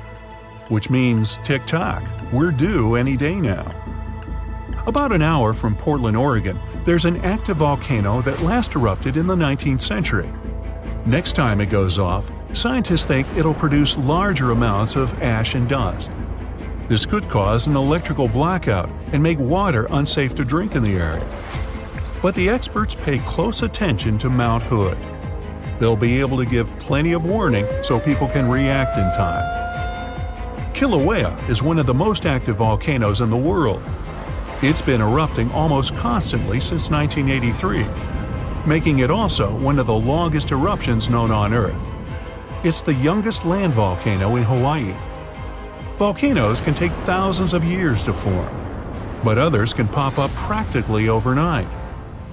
A volcano in Mexico just erupted in an open field in 1943 and started growing from there. Within a year, it was almost 1,500 feet tall. When the eruptions finally stopped 9 years later, the mount had reached a height of over 9,200 feet. Mount Fuji is an iconic symbol of Japan. The last time it erupted was in 1707, and it sent a shower of burning rocks as far as 60 miles away. If a similar eruption happened today, Tokyo would be within that vicinity. Mount Fuji is right on the Ring of Fire, that horseshoe-shaped region in the Pacific Ocean full of active volcanoes and earthquakes. From one end to the other, it's almost 25,000 miles long. It could wrap all the way around the Earth's equator. In January 2020, Taal volcano in the Philippines started spewing lava, sending huge plumes of ash half a mile up into the sky. The eruption even triggered a rare phenomenon, a dirty thunderstorm. That's when the smoke cloud above a volcano produces its own lightning. The chance of volcanic tsunamis was also high. Those are usually caused by tectonic movements that occur because of volcanic activity. Taal has erupted more than 30 times in the last 450 years. This volcano in Ecuador last erupted in 2016. Scientists think it might be showing some early warning signs of magma on the move. This is an active stratovolcano, a specific cone-shaped type with steep sides. They form from sticky lava that doesn't flow that easily. That lava goes around the vent, cooling and piling on itself to form these steep walls. These types are more likely to produce explosive eruptions like the ones we see in movies. Ruapehu is the oldest national park in New Zealand, a volcanic wonderland where you can closely see all those steaming craters, magnificent lakes, and unusual rock formations. It last erupted in 2007 and has had 10 eruptions since the mid-19th century. But eruptions, lava flows, and toxic gases aren't the only danger coming from volcanoes.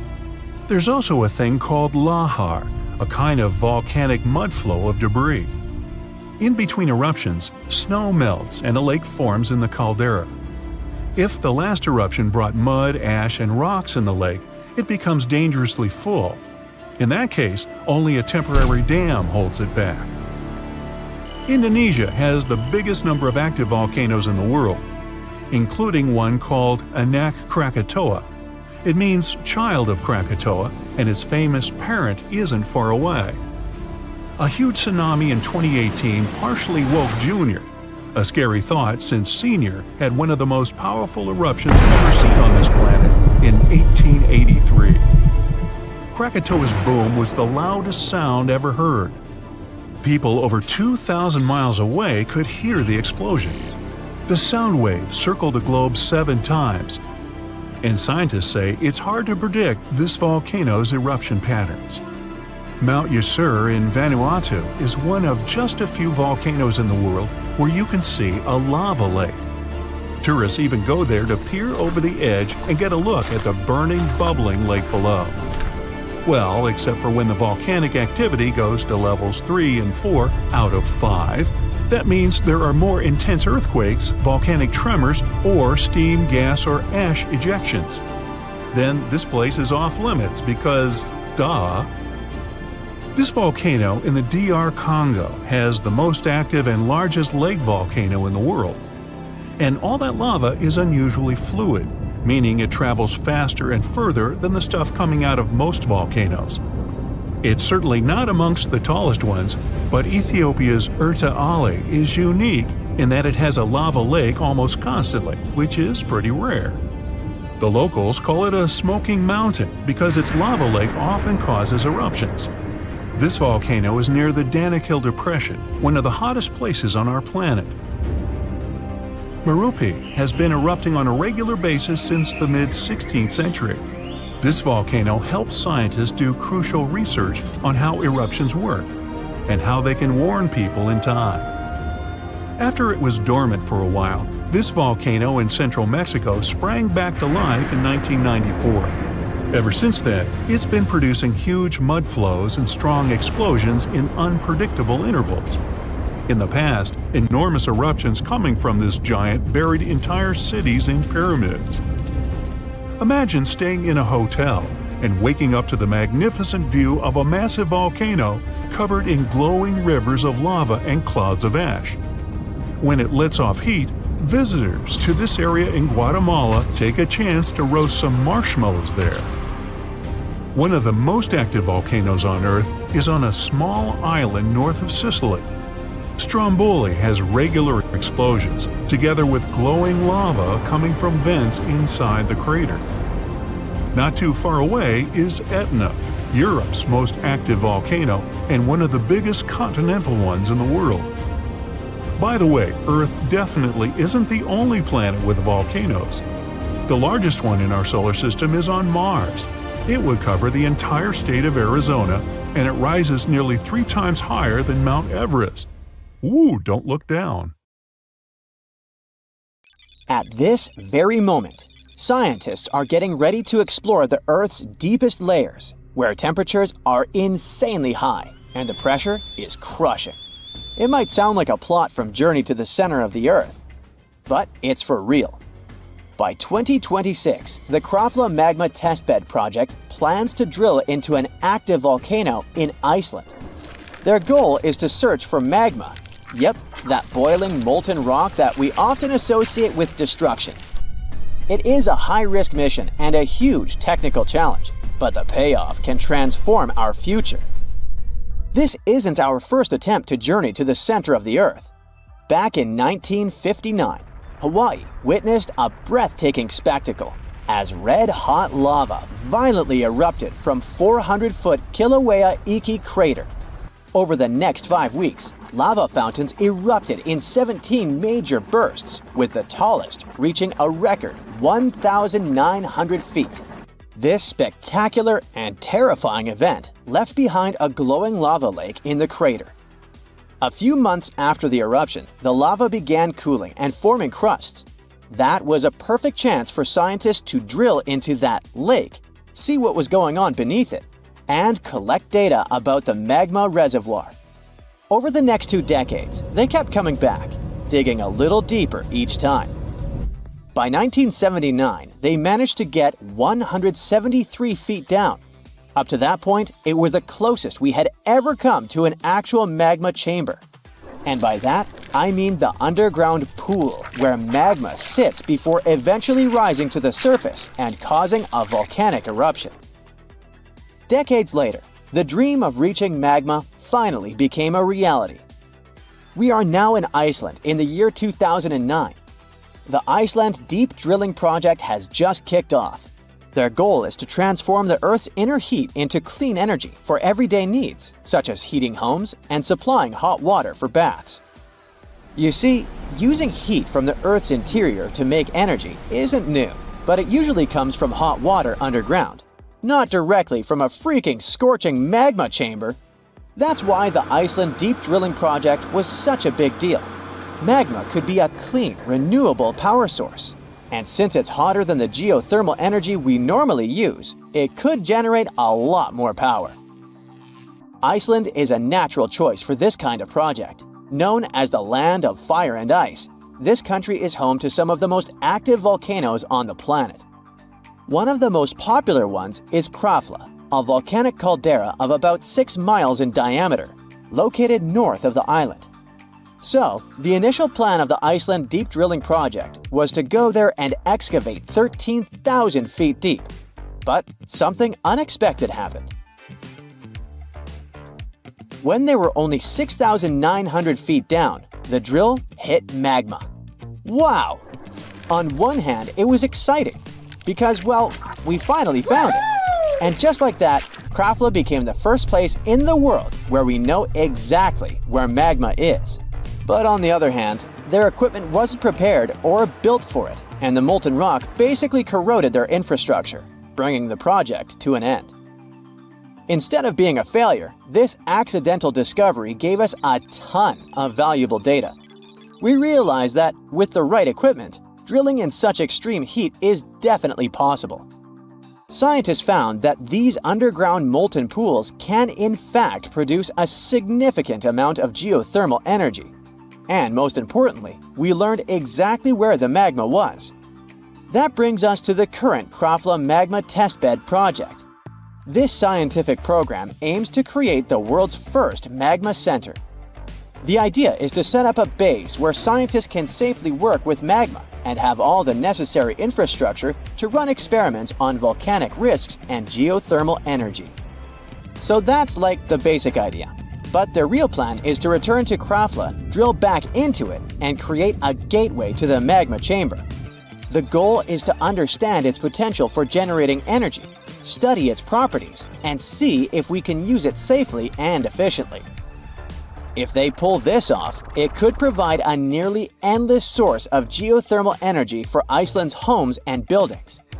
Even though magma is incredibly hot, reaching over 2,000 degrees Fahrenheit, experts say it is safe to take energy from it and believe the process won't trigger another volcanic eruption in the country.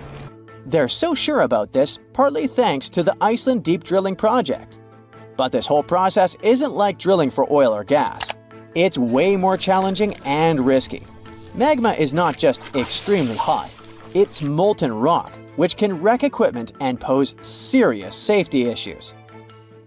Right now, the Katla Magma Testbed project is in its early stages.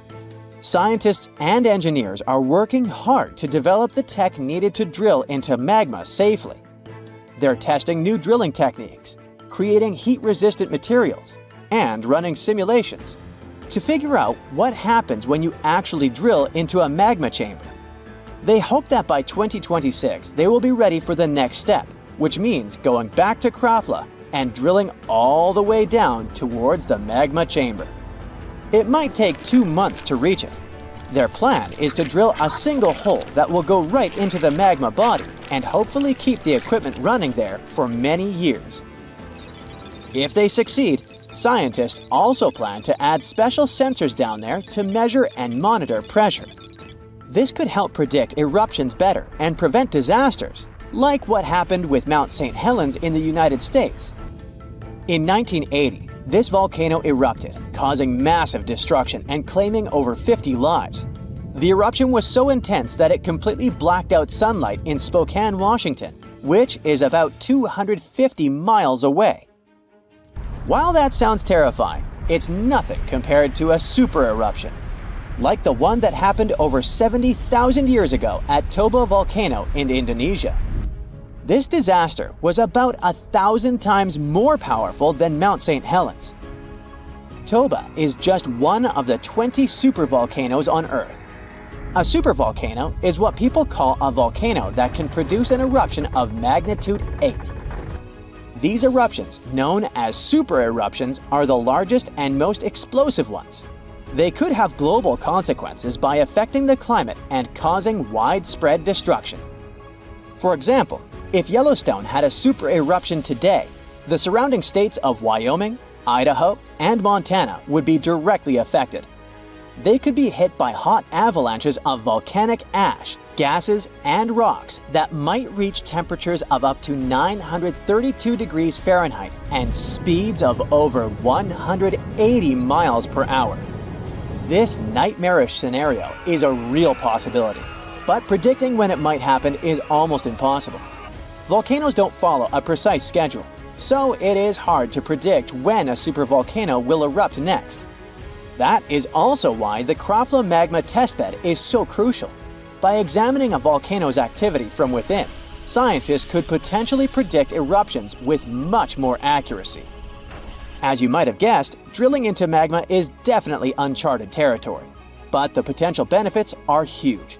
Besides providing a clean energy source and making people who live near volcanoes feel safer, this project might also help us learn more about what is beyond Earth. Yep, it could lead us to breakthroughs in space exploration, helping us understand how other rocky planets and moons formed their crust, just like Jupiter's moon Io, which is the most volcanically active world in our solar system. In the end, the Krafla Magma Testbed project is more than just an experiment. It is a bold vision for the future of energy. It's about pushing the boundaries of science and engineering, taking risks, and dreaming big. So we should definitely keep an eye on Krafla, because this adventure into the fiery depths of our planet could end up changing our future. It's 2010. You're in the Japanese waters of the Pacific Ocean, about 745 miles south of Tokyo and very close to the island of Iwo Jima. The sky is clear. There are almost no waves. A heavy, low rumble comes from somewhere deep under the sea. It scares away all the flying gulls. And then it gets quiet. Too quiet. It seems that even light waves don't dare to make a sound. Suddenly, a small bubble rises to the surface of the water. Then, thousands of air bubbles start moving up, one after another. The water begins to boil and heat up. Its temperature is so high that you can cook eggs or pasta in here. The boiling area grows to the size of a stadium. A huge amount of steam is released into the air. You can see an outline of some huge object through the boiling water. Then, everything stops. The water cools. The amount of bubbles goes down, and the surface of the ocean becomes calm again. That year, an underwater volcano erupted at that specific location. Fortunately, it didn't bring any serious consequences. In August 2021, the eruption repeated. But this time, everything wasn't limited to the bubbling water. The Japanese Coast Guard reported strong volcanic activity in the region. Hot steam and gases came out of the water and rose into the air to a height of 10 miles, which is about twice the height of Mount Everest. The huge awakened volcano began to slowly lift to the surface. If you took a helicopter ride above this place, you'd see more and more land coming out of the water. This is not just a volcano, it's a whole island in the shape of a horseshoe. And this is just the beginning. Seismologists say this island is the tip of a huge volcano. It fills the sky with smoke and ash. The air temperature is rising. Scientists continue to monitor the situation. They believe the volcano can completely get out of the water. Nobody knows what consequences this may have. This isn't the first island that has appeared in the waters of Japan. Underwater volcanoes have erupted several times over the past century. One of the most surprising cases occurred in 2013. That year, a small piece of land was formed next to the already existing island. The underwater volcano that emerged from the water began to grow slowly. At some moment, it connected to the island. After 2 years, the area of this island increased by 12 times compared to the original size. Smoke is always pouring out of this place, and its surface is filled with red-hot lava flows. The volcano is unstable and isn't going to calm down. Such phenomena occur not only off the coast of Japan. In the 1960s, a volcano awoke on the southern coast of Iceland. For 3 whole years, it was coming to the surface and had formed an island by 1967. They called it Surtsey. Unlike the Japanese islands, this is where the volcanic eruptions ended. Now the island is one of the most inaccessible places on the planet. Only a few scientists in the world have permission to walk around this place. They want to learn how the plant and animal life of the island are formed without human intervention. This is a unique event, and here's why. Underwater volcanoes differ in their behavior from land volcanoes. They don't explode and don't release lava flows upwards. A huge amount of water above them creates high pressure. As soon as the magma gets out, the water immediately lowers it to the seafloor. Underwater eruptions don't normally cause any changes on the ocean surface. So, millions of gallons of lava sink to the bottom, cool down, and solidify around the volcano. This lava forms a thick layer of Earth's rock.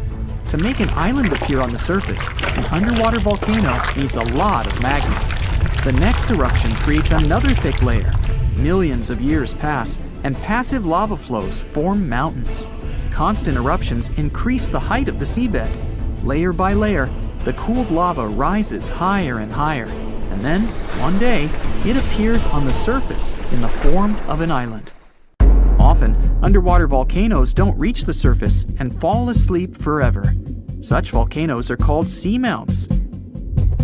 The tectonic activity also affects the formation of islands. The volcano has a source of magma that comes from the mantle of the planet. The tectonic plate is moving, and a volcano is placed on it, so the plate can lead the volcano away from the source of magma. When a volcano rises, it can simply move aside and no longer erupt. From the outside, the volcanic islands look like an apocalypse, lava spraying in different directions, smog and ash filling the sky. But in fact, volcanoes are not about destruction, but the creation of new life. Lava is any hot metal, but the natural lava flowing out of volcanoes is called magma. When it appears on the surface of the ground, various gases and acids instantly evaporate from it, and magma becomes lava. But underground, it's magma. These molten metals contain trace elements of almost all chemical substances that exist in nature. They enrich the land they're flowing in. Ash is also filled with many different elements. The lava hardens, the ash settles, and this creates favorable conditions for the appearance of a rich ecosystem. It can take millions of years to develop, though. The simplest bacteria appear. They feed on chemical elements coming from the volcano. When you have favorable conditions for bacteria, you get favorable conditions for bigger life forms. Birds flying by also help to develop the new ecosystem. They build nests on the island, bring tree seeds and plant spores from the continents and other islands. All this enriches life on the volcano. Volcanoes are isolated places, so unique species of animals, insects, and bacteria can appear only there and can't be found anywhere else on the planet. However, if the volcano wakes up, it can also destroy the ecosystem. The entire island can be covered with ash and simply lose all vegetation. But then, on the scorched ground, life can appear again. Hundreds of islands around the world appeared because of the eruptions of underwater volcanoes. Hawaii, Indonesia, and Iceland have them on their territory. Imagine that people settled on a similar volcanic island and built a city there. And one day, the volcano woke up. It once happened 200 miles south of Tokyo. People built a beautiful town right in the center of an active volcano on the island of Aogashima. In May 1785, the catastrophe began. That day was sunny, and no one could imagine what tragedy was approaching them. At some point, thousands of birds took to the air and flew away from the island. Then, the ground began to shake. A heavy, low sound came out of the town depths. Streams of smoke were coming out of the crater of a green volcano. The volcano was throwing dirt, large stones, and various debris into the sky. The disaster lasted for several weeks. Since then, more than 200 years have passed, and the volcano has never woken up again. The town was rebuilt after the disaster. Now, this place is so great, people don't want to leave, despite the risk of a new eruption. More and more residents are coming to the island. There are many thermal springs, and the waters around the island are rich in fish. But the volcano may wake up at any moment. Fortunately, meteorological and seismological services monitor the situation. A lake can also form inside the volcano, but you shouldn't swim in it. In Indonesia, on the island of Java, there's a volcano with a crater inside. It's filled with turquoise water. The magma inside the volcano consists of many molten metals and chemical compounds, and the lake gets these substances. The volcano emits sulfur dioxide gases that combine with the metallic lake. This gives the water its strong acidity and turquoise color. The steam coming from the lake is acid. When it combines with air, it ignites. This is visible at night. Sulfur accumulations flare up and illuminate everything around. The ground shakes beneath you. The pictures rattle on the walls. You hear a rumble off in the distance. Then, boom, a deafening explosion. The shockwave blasts through the windows and sets off car alarms. You duck under the dining table for cover, but then you remember you live not far from a supervolcano in the middle of a tropical jungle. So, staying in one place isn't a good idea. The shaking finally halts. You take this chance to peek outside and see a giant cloud of smoke covering the sky. It's lunchtime, but you wouldn't know it. The sun is completely veiled and darkness falls. The power's out in the whole city. In this darkness, you see red molten lava shooting from the sky and spilling on the rim. You run outside along with dozens of your neighbors. Your priority right now, find safe shelter and fast. You think about taking the car, but with everyone running on the road, that's a no-go.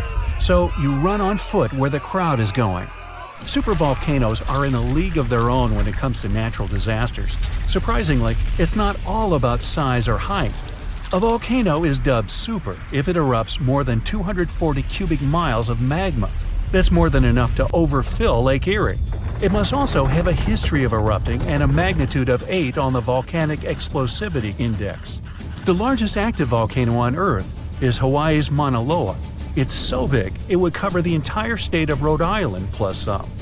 And next time you see a commercial plane flying high in the sky, remember that 30,000-some-foot altitude is about as tall as Mauna Loa is from base to summit.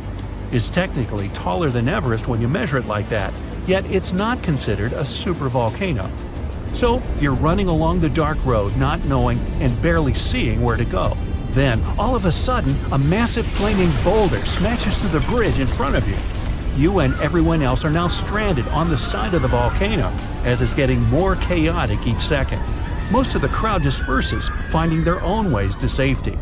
You remember there's a way to the other side not many people know about, but you'll have to cross a raging river through the dense jungle. You calm what's left of the crowd, and everyone follows you to your secret getaway. You finally get out of the city limits and head into the jungle. With the sky already dark, the tall trees and thick leaves make it almost pitch black. Everyone gets out their phone flashlights to navigate through the dark path. You all need to stick together and make sure nobody gets lost. Suddenly, fiery rocks strike the trees not far from you. Everyone jolts and tries to rush ahead, but nowhere is safe when it's raining scalding fire all around. You and your group have to pick up the pace or else. Imagine a typical avalanche or mudslide. Very dangerous situations on their own. Now, imagine an avalanche of lava rocks and lava sliding down a mountain instead of mud. That's what's making its way towards you right now. More and more people catch up with your group and bring news that the entire neighborhood is submerged in lava. It's traveling quicker than you thought.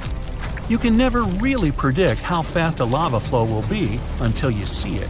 It all depends on how thick it is and how steep the mountain slope. Lava can move slowly at about 20 feet a minute, a fraction of the average person's walking speed. Or it can flow as fast as 30 miles per hour, which even the fastest person on Earth can't outrun. But the lava isn't even the most dangerous problem. If you didn't have protection, the gases spewing from the eruption would fill your lungs, and those spread faster and further than the lava flow. Your eyes and throat would be itchy. You'd get a headache, dizziness, increased heart rate, difficulty breathing. The worst would be passing out from the lack of oxygen. Luckily, everyone managed to grab their gas masks before leaving their homes. You're now entering the treacherous terrain of the jungle and the danger zone. Everyone's phone batteries are giving out one by one, so your vision is even more limited. The terrain is tougher and you can't hear any sounds from the river. At this point, you're not even sure if you're going the right way. But your instincts tell you the deeper you go, the safer you'll be. The path is muddy, and the vines are hindering everyone's movements.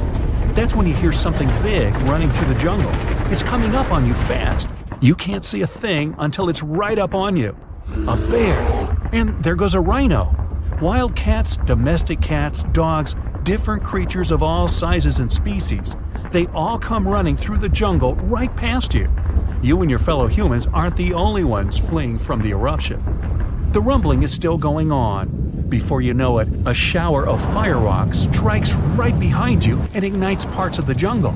There's no going back. Everyone picks up and runs for it. You hear thunder in the distance. A flash of lightning lights up the dark sky. You think, finally, some rain to wash away this fiery nightmare. But that's not a regular storm brewing. These giant smoke clouds can mimic a thunderstorm under similar conditions. Your luck finally pays off. You hear the river straight ahead. You reach the bank and have to hop on some stones to get to the other side. You almost slip when someone from the group catches you just in time. Whew, that was too close.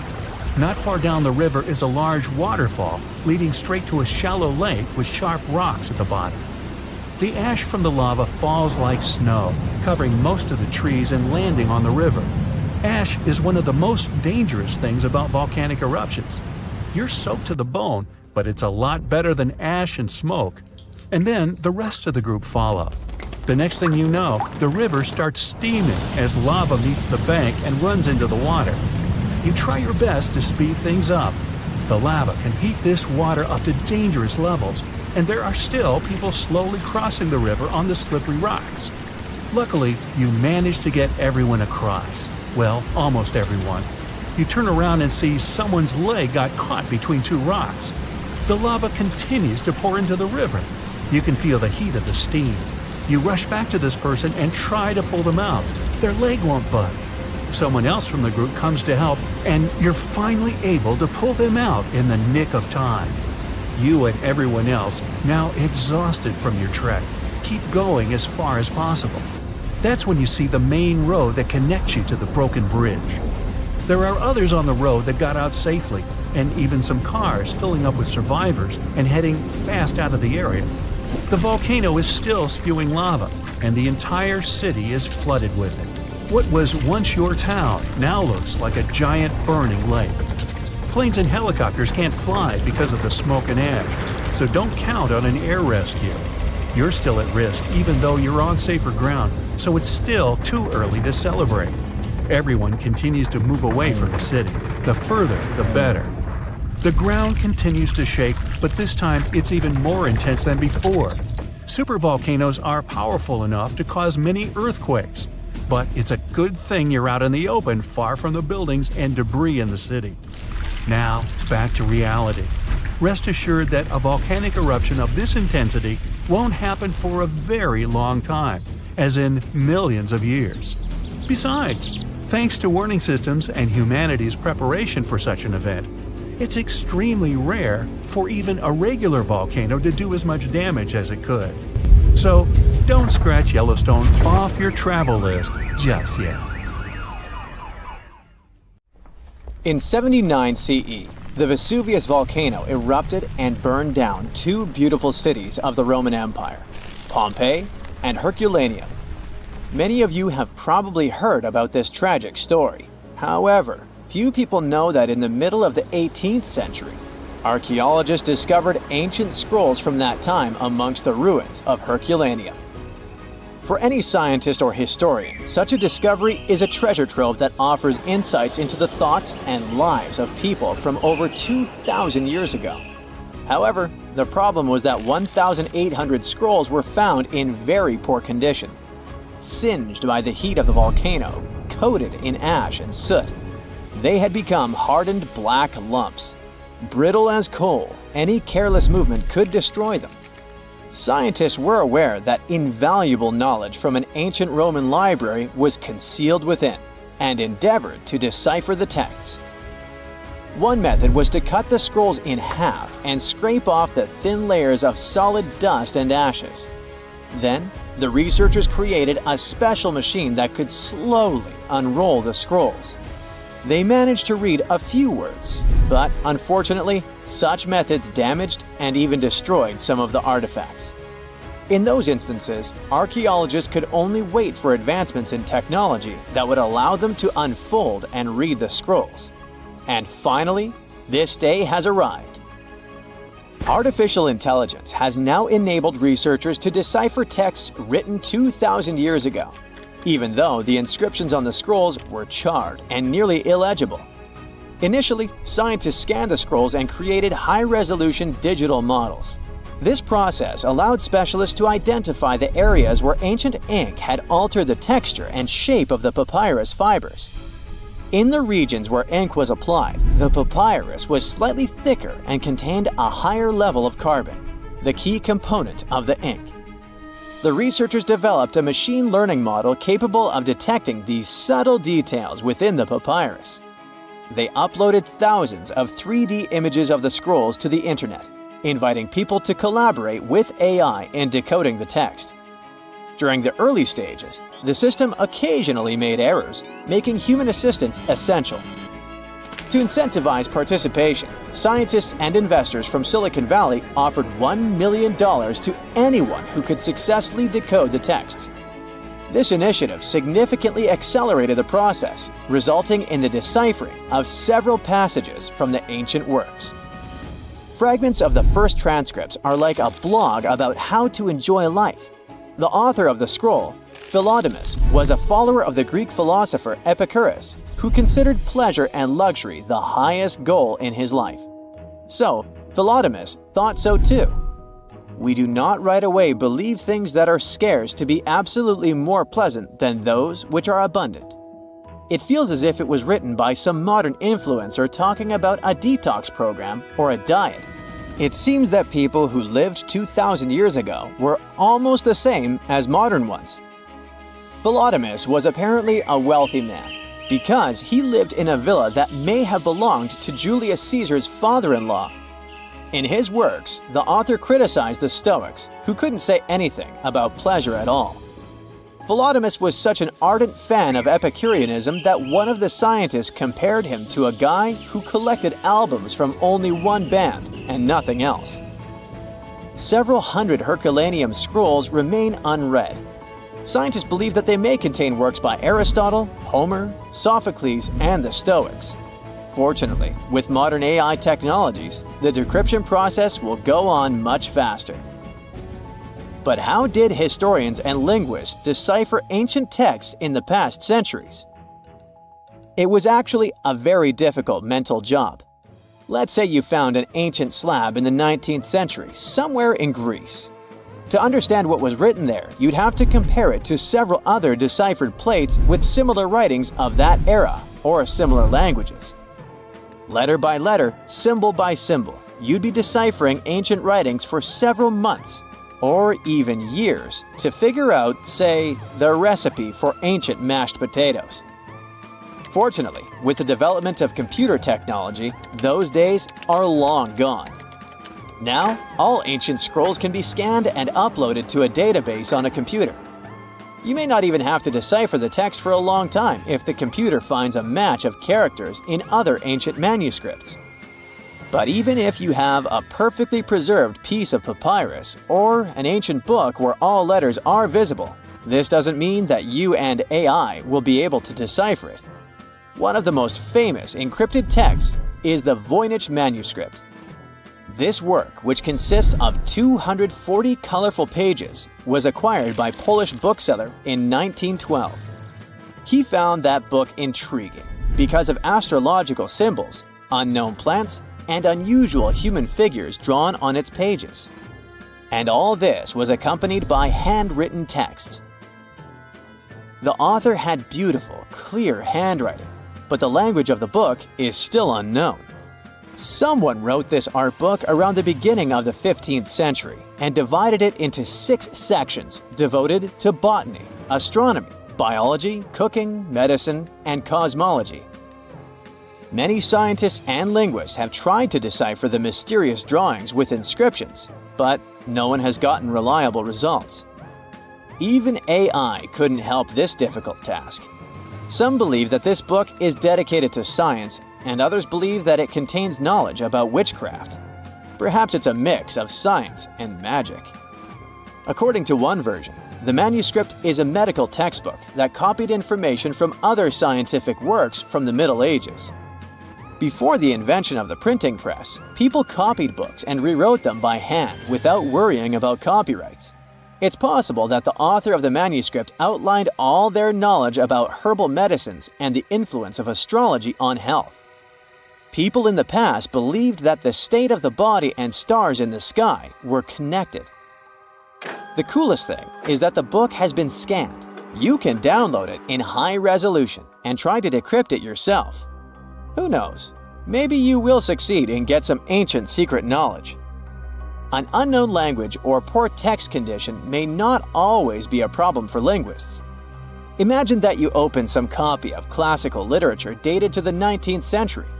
You read the pages carefully, and at the end of the day, you feel slightly unwell. You read the book every day and feel worse and worse.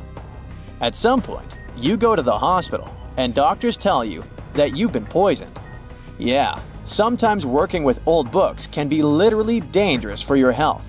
There are even catalogs of poisonous books in the world. They are toxic not because someone intentionally sprayed them with poison to hurt the reader, but because people wanted to make books look more colorful.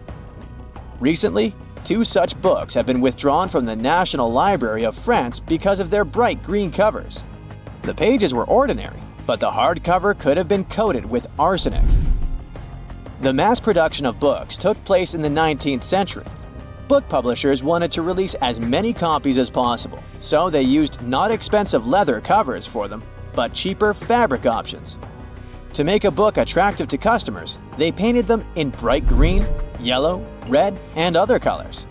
They got the green color of the cover thanks to the bright pigment created from copper and arsenic.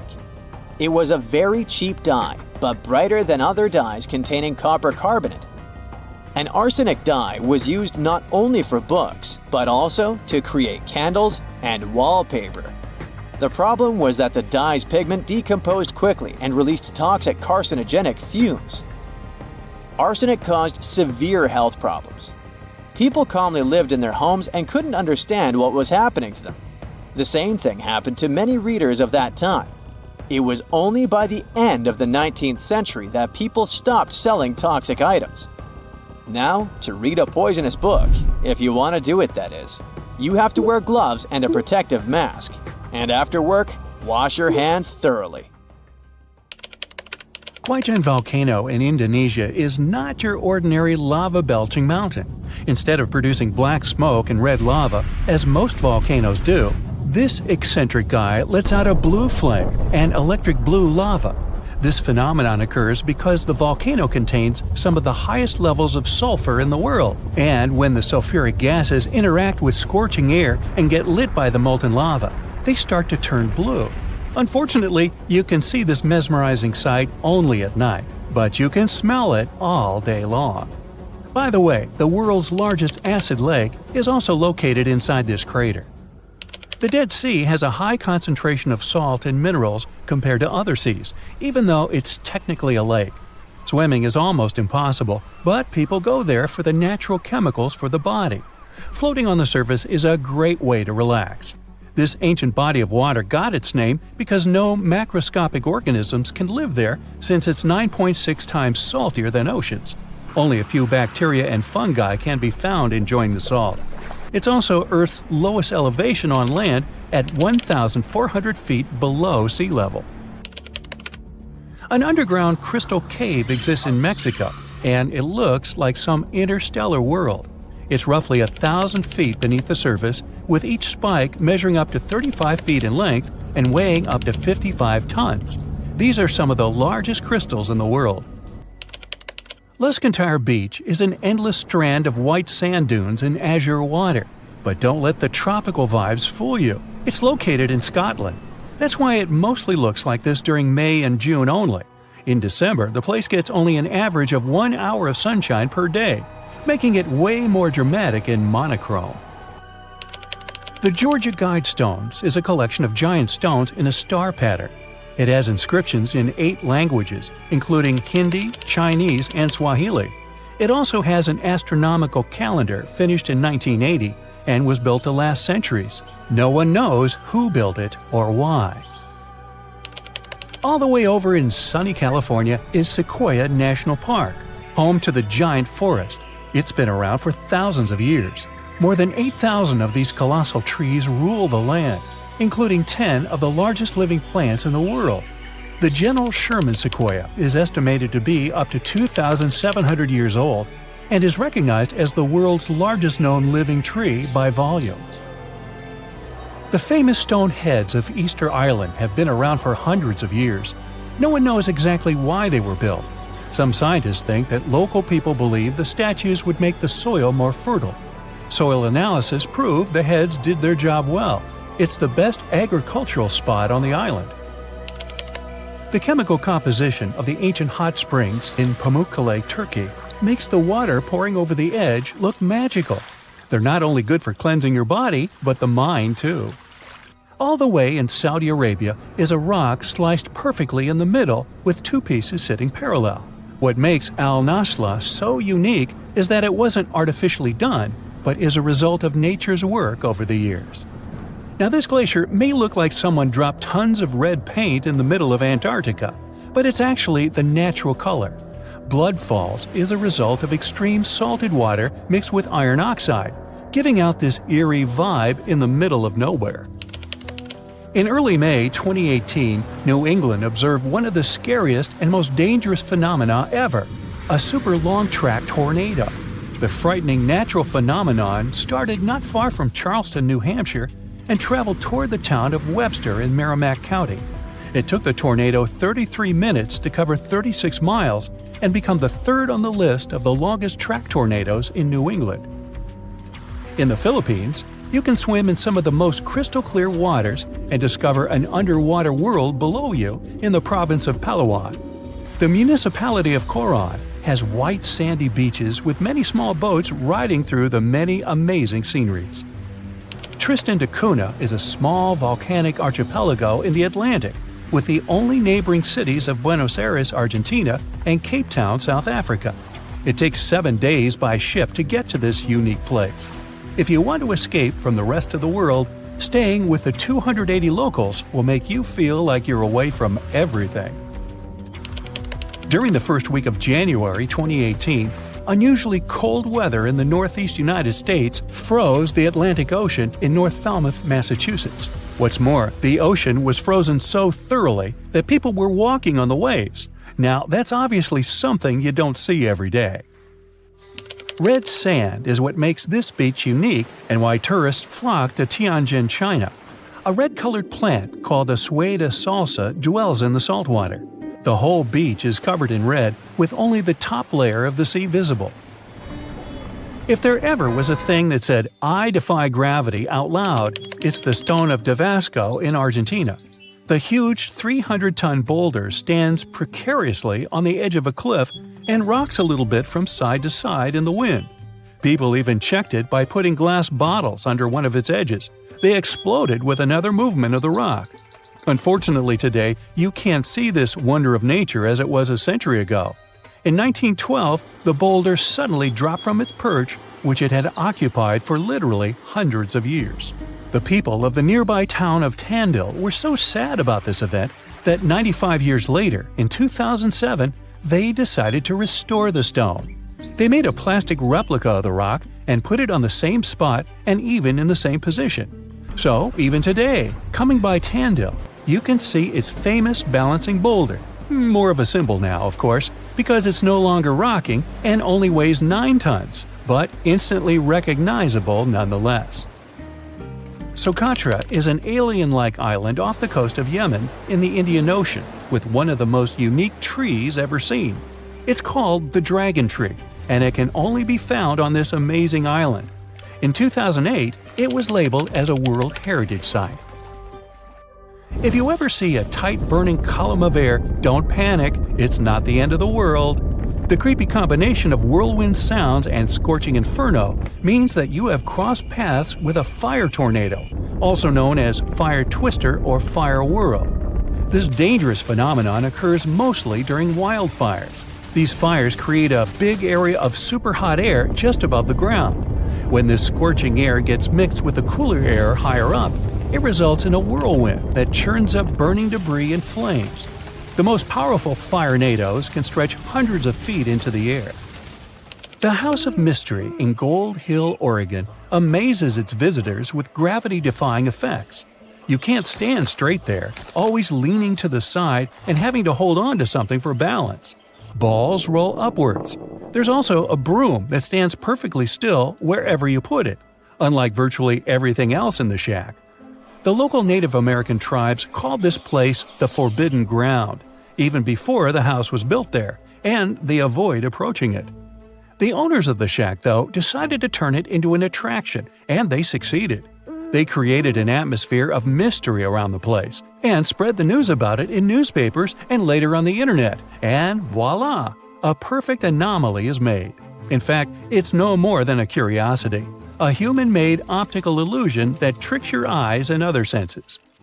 Now, if you travel to the Philippines, Indonesia, or Papua New Guinea, you'll have a chance to see some of the most unusual and cheerful trees in the world. The trunk of the rainbow eucalyptus looks as if it had been painted orange, green, red, purple, yellow, brown, blue, hey, you name it. Some trees are so bright that they seem artificial. The rainbow eucalyptus regularly sheds strips of bark, which reveals a bright green layer underneath. A bit later, this green layer gradually changes its color, and since the shedding happens at a different time in different places on the trunk, the tree starts to look multicolored and very attractive. Yemen is home to the oldest skyscrapers in the world and the oldest metropolis. The ancient city of Shabam is considered to be the Manhattan of the desert due to the collection of mud buildings popping out of the desert floor. It used to be a caravan stop during ancient times. When you think of a volcano, what's the first thing that comes to mind? Streams of red, steaming hot lava pouring over the sides? Dark clouds of ash rising high into the sky? Maybe you think of a relaxing hot spring. Ah, that's nice. Well, we all imagine one thing, a cone-shaped mountain looming over the horizon. But it can be as green and lush as any other mountain. At the top, of course, there's a giant hole, like an opening that goes all the way down. Inside, there's lava and gases being pushed outside. Lava is so hot that if you were standing at the top of the volcano and looked down, your face would feel as red as the color of that liquid rock oozing out. A volcanic eruption never comes without consequences for us. And I'm not just talking about people living nearby. The impacts are usually felt on a global scale, too. Can't fly for a while because of the blanket of ash released in the air. Not to mention, it might be a bit tricky to breathe. Carbon dioxide, sulfur dioxide, and plenty of other toxic gases whose names immediately take you back to your high school chemistry class. Funny enough, most of that cloud rising out of a volcano is just water. Well, vaporized from those scalding temperatures. But before any volcano erupts, it goes through stages like an angsty teen. First, magma, that's lava before it erupts onto the surface and gets its name change, starts moving underneath the volcano. This causes earthquakes that get worse and more dangerous over time. Then, steam and different gases start spewing out of holes in the planet's crust. Our Earth resembles a tea kettle about to whistle. When the gas emissions and earthquakes get more massive, it usually means the volcano is about to blow its top. But those first stages can take years before an eruption happens. Then, the magma starts building up. With more and more pressure, it's planning to make its great escape. It's hard to notice this happening if you don't have the proper equipment. Good thing scientists do, and they've got us covered. The volcano becomes more active by the minute. Ash starts coming out and spreading in the air, creating ominous clouds that turn day to night. With the magma building up, an eruption is imminent. Then, boom! The surface gives in under the pressure below. The magma makes its exit. It's now lava, spewing out the top and flowing down the sides of the mountain. None of this sounds very appealing. So, what if it never happened? What if there were never any volcanoes at all? Would Earth still be the same? Not at all. If volcanoes never existed, there wouldn't be an atmosphere. When our planet was still just a young pup, volcanic gases are what created our protective bubble that allows you and me to breathe right now. They also played a big part in shaping the land and oceans. 4 billion years ago, Earth was still forming. It didn't look anything like the pale blue dot we know today. It was red hot, and the water was trapped under the crust. It wasn't until the surface started to cool down and solidify that the water was finally able to escape. Volcanoes acted sort of like a tear in the fabric of our planet. Water vapor would condense in the atmosphere and then fall back down as rain. It rained for so long that the third planet from the sun started turning into the blue ball we're more familiar with. In fact, there's even a theory that all the water on Earth came from volcanoes. And without water, of course, life wouldn't have been able to form. Land formation went through a similar process. You see, our planet was a pretty rough place to be when it was forming. It was a molten surface with fields of lava and constant volcanic eruptions and space rocks always crashing into it, because there was no atmosphere to protect it. When it started cooling down, a good solid surface formed, but the hot material underneath was still boiling and bubbling, and it continued making its way up. The crust would move and form thick layers with the material that was rising up. Over time, these layers became more permanent. Volcanic eruptions were still happening, but the first landmass had finally formed. Okay, we'll take the best part of volcanoes, an atmosphere. So what if they stopped erupting long after we got our protective breathable shield? Still not good. For starters, volcanoes created the most fertile soil. Around Naples, you have the famous Mount Vesuvius. The soil quality there is incredibly rich, and that's thanks to two huge volcanic eruptions, one that happened 35,000 years ago and another 12,000 years ago. Sure, these volcanoes caused a lot of short-term damage, but in the long run, these soils were fertilized by them. Now the region grows all kinds of citrus fruits, olives, grapes, cherries, and of course, their staple, tomatoes. There'd be none of that without rich volcanic soil, and Naples is by far not the only example like this. Bacteria, the first living organisms, lived in hot water. Scientists have discovered fossilized microorganisms older than 4 billion years. They thrived in hydrothermal vents. Those are fissures on the sea floor, and they're usually near volcanically active places. This means that without volcanoes, we wouldn't have land, water, or even the first life forms that, as the theory goes, would eventually evolve into all the creatures we have today. Could life have still developed on Earth without these explosive mountains? Doubtful. Okay, fair enough. We want our atmosphere and life. So let's say volcanoes stopped erupting today, after we already have all these benefits. Well, we're sort of already there, based on this story. At the start, there was only one continent, Pangaea. It was a supercontinent surrounded by one massive continuous superocean. Volcanic activity by this time had finally calmed down, and this meant all that energy would gather below the Earth's crust. Here's a little diagram. First, we have the Earth's inner core. Then there's the outer core. Next up, we have our convection currents. Magma is next in line. After that, the oceanic crust. And at the very top, we have our ocean and our continental crust. The reason Pangaea eventually broke up into the separate continents we have today is because of plate tectonics. It's not like the crust is all one solid piece. It's broken up into big chunks, or plates, that are always moving. And it's all still moving today. Yes, the land you're standing on right now is sort of surfing on that layer of convection currents. It's a slow process, so it's not like you can feel it. Pangaea didn't break apart all at once. It took tens of millions of years. When the plates move, they cause earthquakes and volcanic activity. They create mountains too. It's good for our planet as well, because the Earth gets to sort of renew its old crust. If there was no volcanic activity now, the pressure underneath the Earth's crust would keep building up. It'd get to a boiling point the continents couldn't handle anymore, and eventually, they'd start splitting into more numerous and smaller masses. Volcanoes are still useful to us till this day. For one, they cool our atmosphere. Their eruptions release sulfur gas. It combines with water in our atmosphere and cools it at its lowest level, which is where we live and breathe. There's also an excellent use for their heat. Geothermal power plants harness the energy coming from deep inside the Earth and turn its heat into steam. We then use that steam and turn it into electricity. This is the case for our friends in New Zealand and Iceland, since they live in places with high underground temperatures. Volcanic material can also be made into blocks for building stuff. It can be grounded down to make cement too. If we want, we can even search volcanoes for precious minerals like gold, copper, and sulfur. And who can forget about hot springs?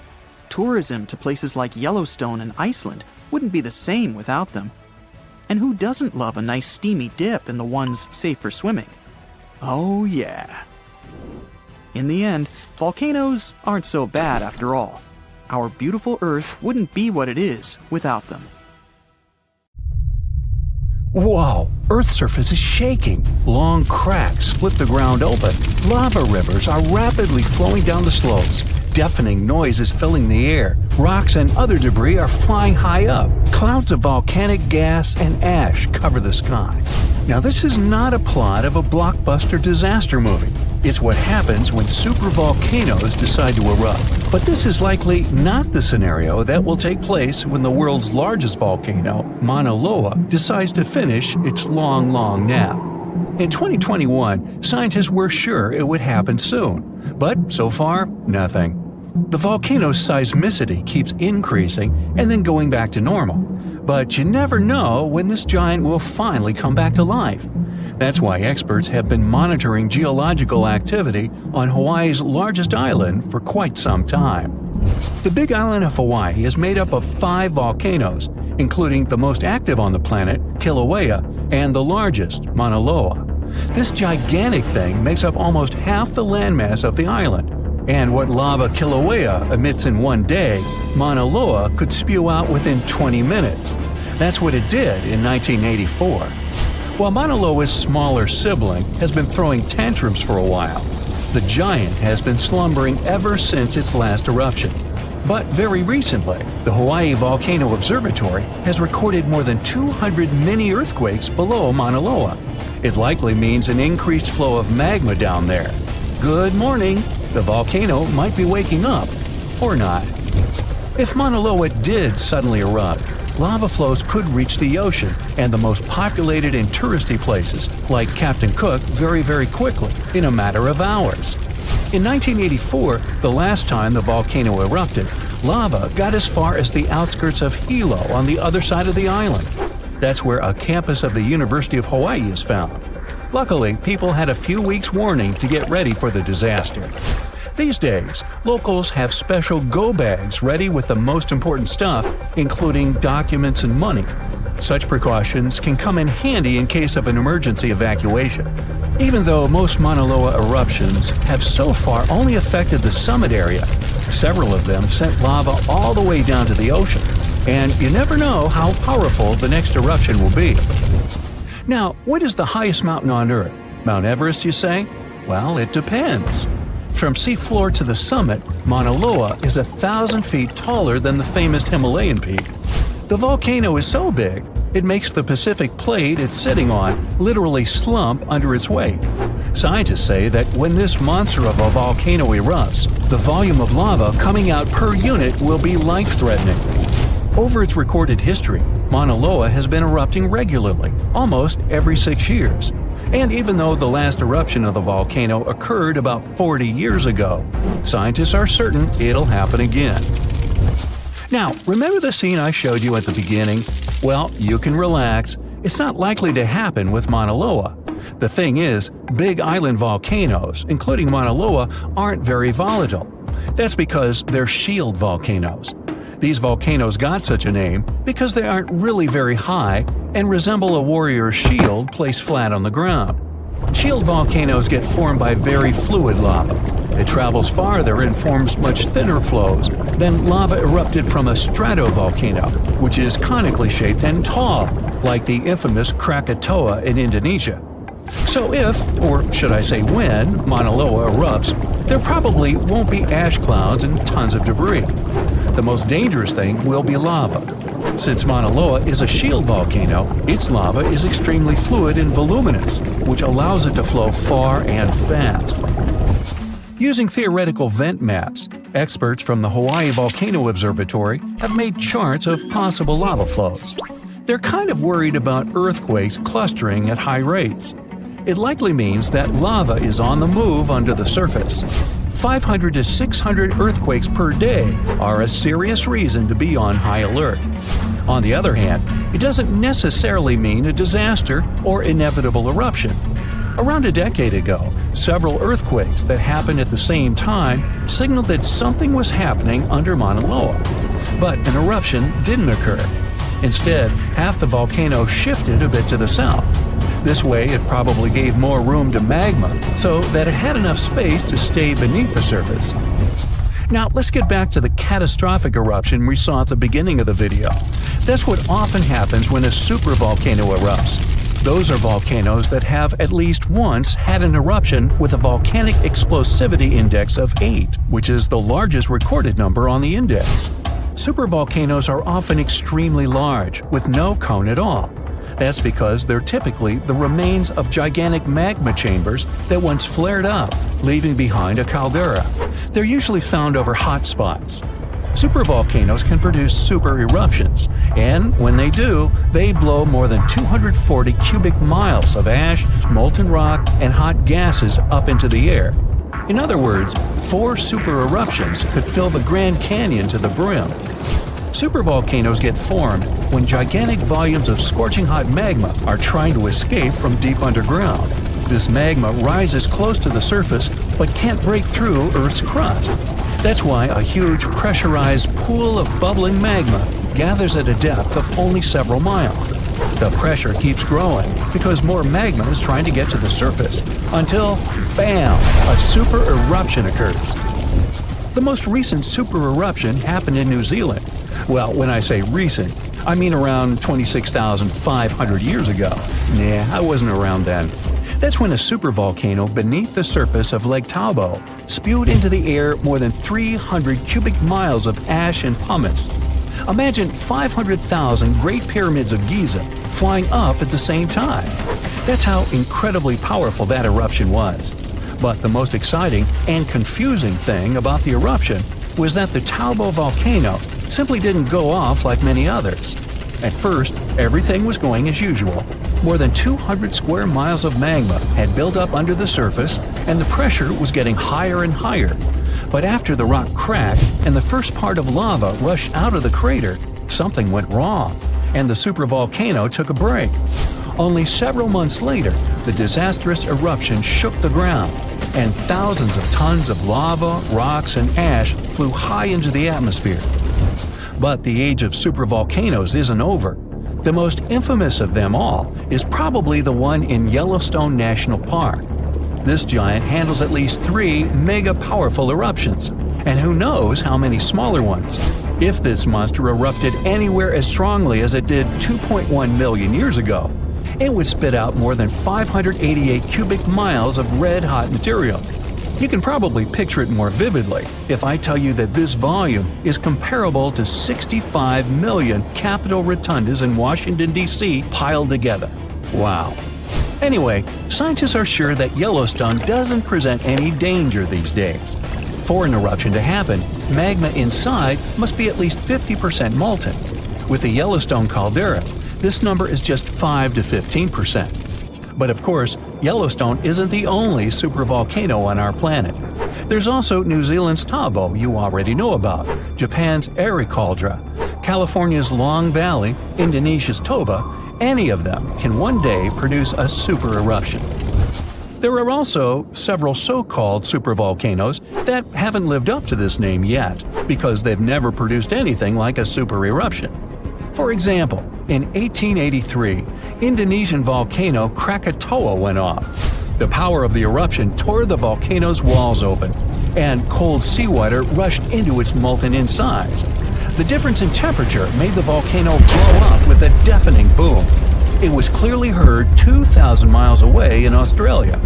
It earned the blast the title of the loudest sound in history. But even though the consequences of this event were truly catastrophic, it still turned out not powerful enough to be called a super eruption. Imagine standing in the middle of Europe 40,000 years ago. The landscape is rough, cold, and unforgiving. Fast food is scarce, and there's no internet. Suddenly, from out of the woods steps a figure, stocky, strong, and with a face that is quite unusual.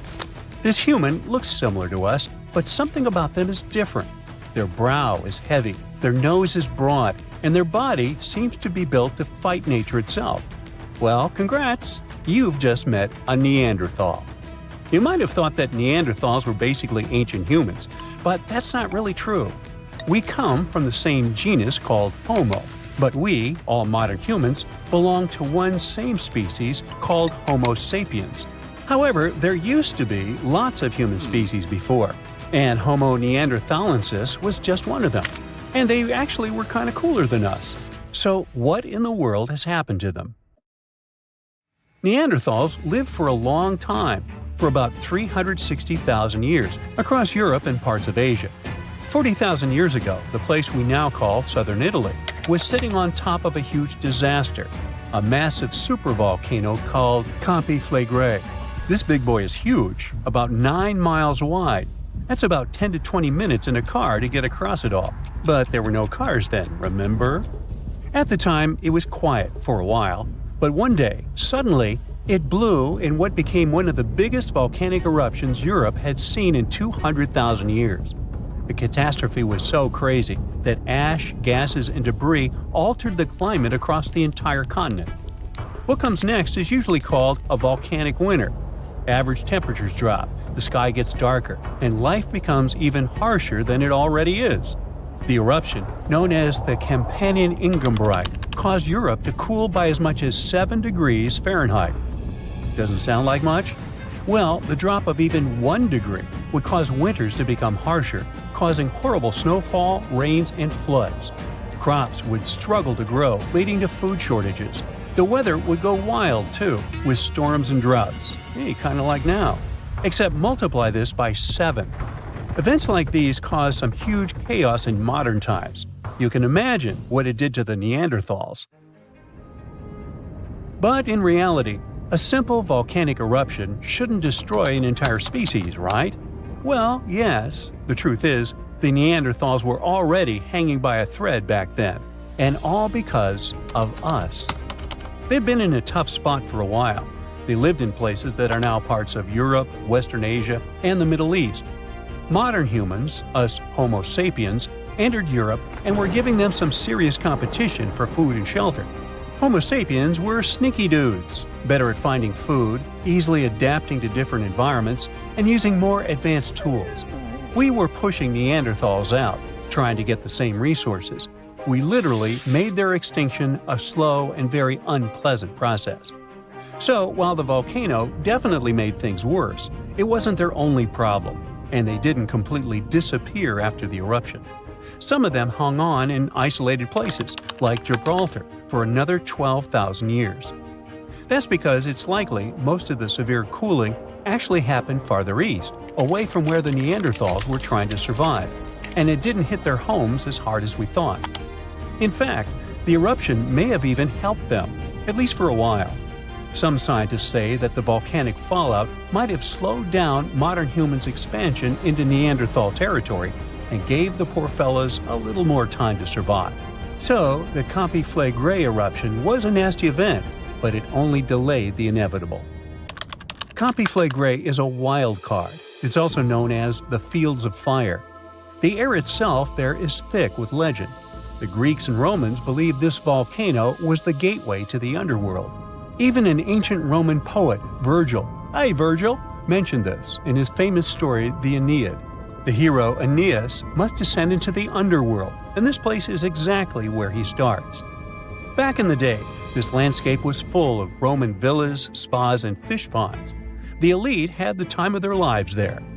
What they didn't know, though, was that they were standing on treacherous ground that could go crazy at any moment. The Completeness is not your typical volcano. You'd imagine a single towering peak, but the landscape looks deceivingly calm, with small features popping up here and there. But if you flew above it, the sight would be insane. A gigantic circular basin, peppered with volcanic cones and craters, like scars from the Earth's violent past. The danger here lies in its subtlety. The ground beneath your feet is constantly shifting, even when you don't notice it. Every so often, the land rises, only to sink again, sometimes by several feet, as magma or gas moves beneath the surface. It's incredibly creepy. The risk is almost invisible.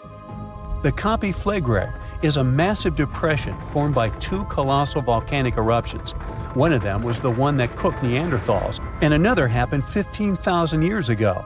The most famous eruption, though, happened in the 16th century, and it was horrifying. The year was 1538. For years, the people of Paswali had noticed something unsettling. Land that once sat below the waves was slowly rising. What was once the sea had become new ground. Rumblings from deep within the earth were terrifying, but had become a normal part of life. Earthquakes started in the early 1530s, small at first, but in just 8 years, they became the norm. Until one day, on September 28th, horrifying tremors shook the ground. By the next evening, as the sun dipped below the horizon, a massive crack ripped open the earth near the ancient Roman town of Tripurgoli. From this gash spewed fire, smoke, and a rain of volcanic ash miles away. It was thick and muddy, likely mixed with underground water. The ground trembled as hot pumice rock was thrown high into the air. And then a new mountain began to rise from the land.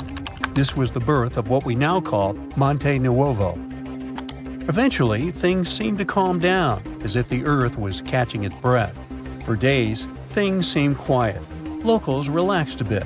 They began to approach the new mysterious volcano, a crater with something that resembled boiling within it. People visited it like a new attraction. But then, just days later, the disaster struck again. At night, without warning, a new mountain went wild. A blast from the southern flank hurled scoria, chunks of jagged volcanic rock, into the air. This one was fatal for 24 people. The debris found afterwards was huge and coarse. For centuries after, the only signs of life from the Monte Nuovo were small fumaroles, jets of gas seeping from the earth. But then, even those faded away. Now it's just a lush green cone, a pretty sleeping giant. But the ground near Naples, Italy, is still alive. The Campi Flegrei sits quietly for now, but it might not be for long. It's showing signs it might be waking up again. This supervolcano looks like a hellish landscape, with its boiling mud pits, geysers, and steam vents. Romans and medieval Christians once believed it was a gateway to the underworld, and who can blame them? What's spooky is that recently scientists detected unusual activity under the surface. In 2012, Italian authorities raised the alert level on the volcano from green to yellow, meaning that it needs close monitoring. There are certain changes that usually happen before an eruption. The magma below starts releasing gases, which could weaken the rock above, eventually triggering a disaster. Unfortunately, no one can predict exactly when or if it will erupt. But if it does, the consequences could range from a minor inconvenience for locals to a global catastrophe. Its last tiny eruption happened in the 16th century, and it wasn't too bad. But if history repeats itself, like it was with Neanderthals, we're all cooked. An eruption like that could lead to global cooling, crop failures, and widespread famine. Right now, a group of scientists is trying to get a clearer picture of what's happening beneath the surface. The Campi Flegrei Deep Drilling Project is working to drill a 10,000-foot borehole, hoping to check out the magma chamber up close. But at least for now, the supervolcano remains quiet, and let's hope it stays that way. So this huge volcano, everyone thought to be extinct, woke up and spat out a black ash cloud 50 miles high. That's about 9 times as tall as Mount Everest. Located in what is now Indonesia, the powerful Krakatoa had caused huge tsunamis that rocked over ships as far away as South Africa. It also changed the temperatures around the world for several years. The volcanic island of Krakatoa in the Sunda Strait was likely born thanks to another major eruption several centuries ago. It hadn't erupted for at least 200 years before 1883. So the first tremors and blasts in May of that year came as a total shock to people living nearby. Then ships sailing through the busy water passage started reporting clouds of ash above the volcano. It went quiet again for a while, but they could still see ash above it. The eruption culminated at the end of August. It was so powerful that it shattered the island into fragments. Witnesses heard the sound produced by it in Australia, around 3,000 miles away. They described the noise as the roar of heavy cannons. Some say it was the loudest sound ever heard. During the next 5 days, the pressure wave from the eruption traveled around the globe 3.5 times and was seen on barographs on different continents. Hot avalanches of ash spread down the volcano as far as 25 miles away at crazy speeds. They ruined the surrounding islands and took 36,000 lives. Tens of thousands more drowned in tsunamis that happened after the volcano had collapsed into the caldera. Over 100 coastal villages on Java and Sumatra were completely wiped out. All this made the waking up of Krakatoa one of the most devastating in the entire recorded history. The Earth's crust is like a giant puzzle, made up of massive pieces known as tectonic plates. These plates are constantly sliding against each other over the mantle, which is the molten layer beneath. Indonesia is right in the middle of the so-called subduction zone. Here, the Indo-Australian plate collides with part of the Asian plate as it moves northward. As the oceanic plate dives down, it gets heated up, and you've got the perfect recipe for a volcanic hotspot. Krakatoa had 3 peaks, each serving as an exit door for a massive magma chamber beneath it. During a previous eruption, debris blocked one of these exits, and the pressure built up beneath. When Krakatoa finally blew its top, the blast split the magma chamber wide open. The eruption led to a so-called volcanic winter. Krakatoa had sent 6 cubic miles of rock, ash, and debris into the atmosphere. They created a thick veil that surrounded the Earth. The particles scattered sunlight, and the troposphere below cooled down. The effect stayed strong for several years. The northern hemisphere experienced colder than average temperatures, and in some regions, summer temperatures didn't rise to typical levels. Southern California received a record amount of rainfall in the months following the eruption. The sky became darker in different parts of the world for years afterwards. The sunsets, for many months, turned into a spectacular show of red and orange. One astronomer supposed it was the source of the inspiration for The Scream by Edvard Munch. The painting shows exactly what the sky over Norway looked like after the eruption. It also produced a rare type of halo called Bishop's Ring and a volcanic purple light at night. For several years after Krakatoa had blown up, the moon looked blue and sometimes green. That's because some ash clouds were full of particles large enough to scatter red light, only letting other colors pass. Someone even witnessed lavender sun and night-shining clouds. Krakatoa became the first scientifically well-recorded and studied eruption of a volcano. Between the moments the first clouds of ash were seen by a ship passing by and the disastrous eruption, scientists managed to organize geological expeditions.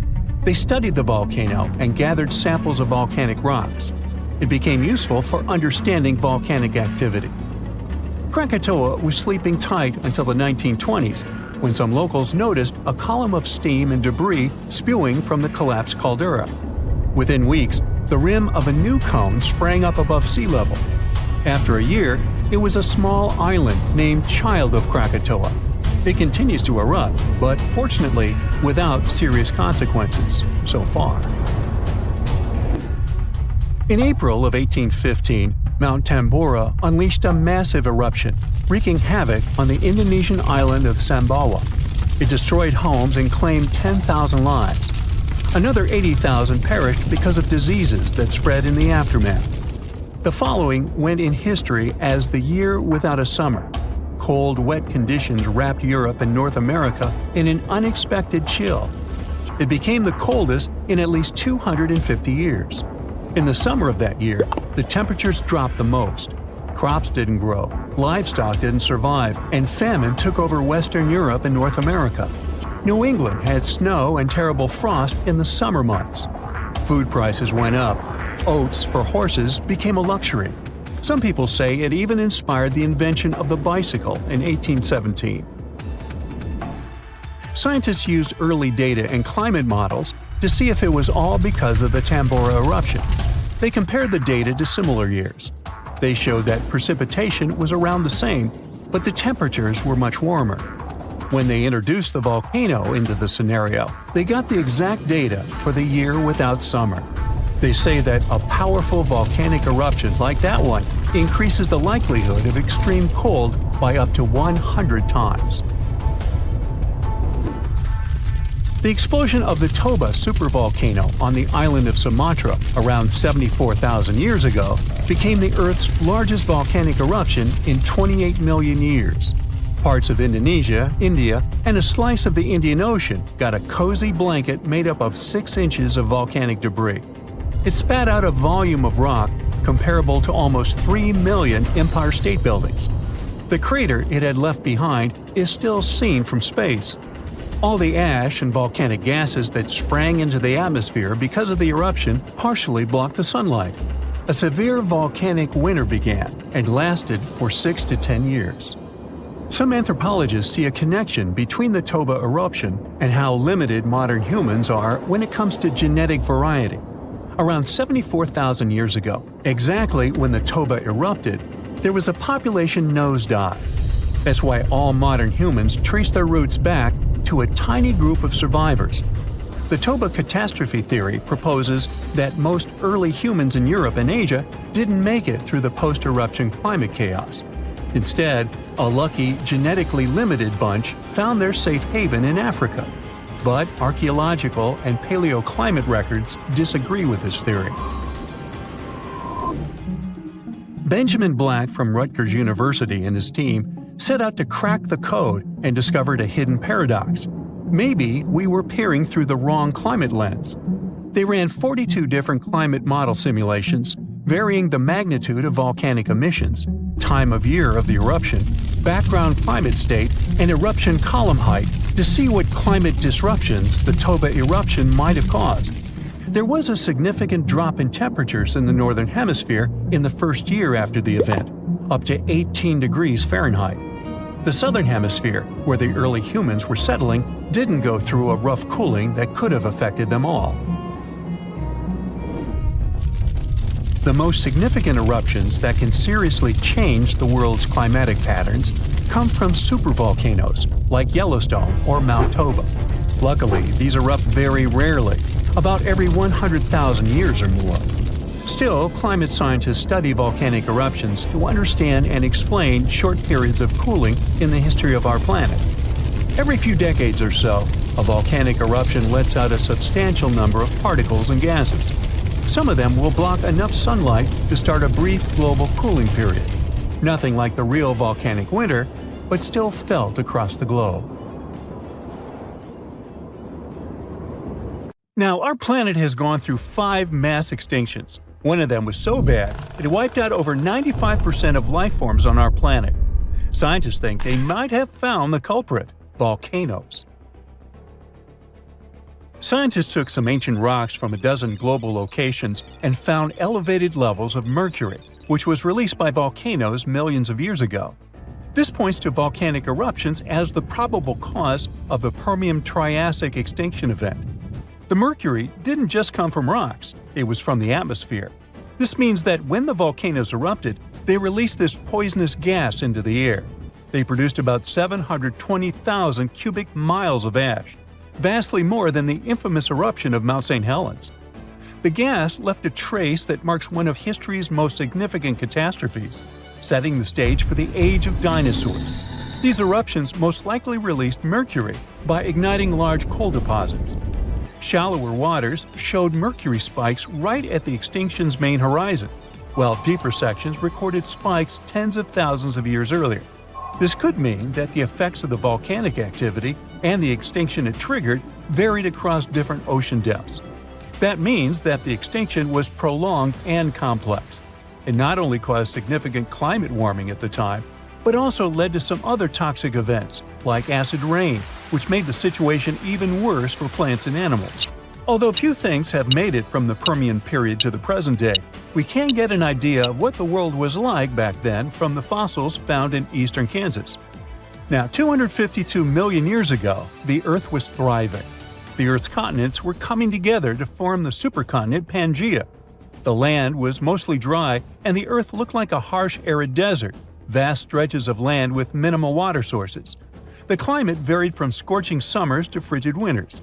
There were some plants here and there, mostly conifers, large ferns, and primitive mosses in places with more water. The Earth was dominated by dinosaur-like creatures like pelycosaurs or therapsids, often called mammal-like reptiles.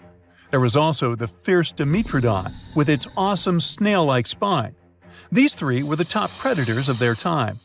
Smaller reptiles and amphibians also populated the landscape, alongside burgeoning insects like beetles and dragonflies, which thrived during that dry time. But all the interesting stuff mostly happened in shallow tropical seas. Marine environments were bustling with life: rich coral reefs, shellfish called brachiopods, animals known as bryozoans, and large single-cell fusilinids, which kind of look like they're covered in moss. Small funny ammonoids were quite popular as well, often hanging out in the oceans alongside brachiopods, bony fish, and sharks. Creepy trilobites, ancient marine creatures that first appeared 500 million years ago in the Cambrian period, but then persisted up to the Permian period. Trilobites were very diverse, active predators to scavengers or plankton eaters. However, almost all these beautiful creatures were about to disappear during the Permian-Triassic extinction. Now, this extinction was truly ruthless. More than two-thirds of amphibian and reptile species disappeared, and nearly one-third of all insect species were wiped out. Usually, the insects are resilient survivors, which shows how catastrophic this event was. Among these extinct animals was the terrifying Meganeuropsis, a giant dragonfly with a wingspan of nearly 2.5 feet, once found in central Kansas near Elmo. This place is famous for its rich collection of Permian insect fossils, including ancient crickets and cockroaches. For a while, it was a mystery what exactly happened. Theories range from a massive asteroid strike and natural pollutants choking the oceans of oxygen, to dust clouds, to cosmic volcanic eruptions blocking the sun and cooling the planet. There was evidence for each of these scenarios, but the recent discovery points to the volcanoes theory after all. There's also a possibility that the reason wasn't just the volcanoes. NASA-funded researchers have recently uncovered what might be the fingerprints of this ancient perpetrator, or at least one of its accomplices. By investigating rocks around the globe, they've found evidence pointing to a massive asteroid strike as a possible culprit. They found unusual molecules shaped like soccer balls, known as fullerenes. These molecules contain rare gases that usually come from space.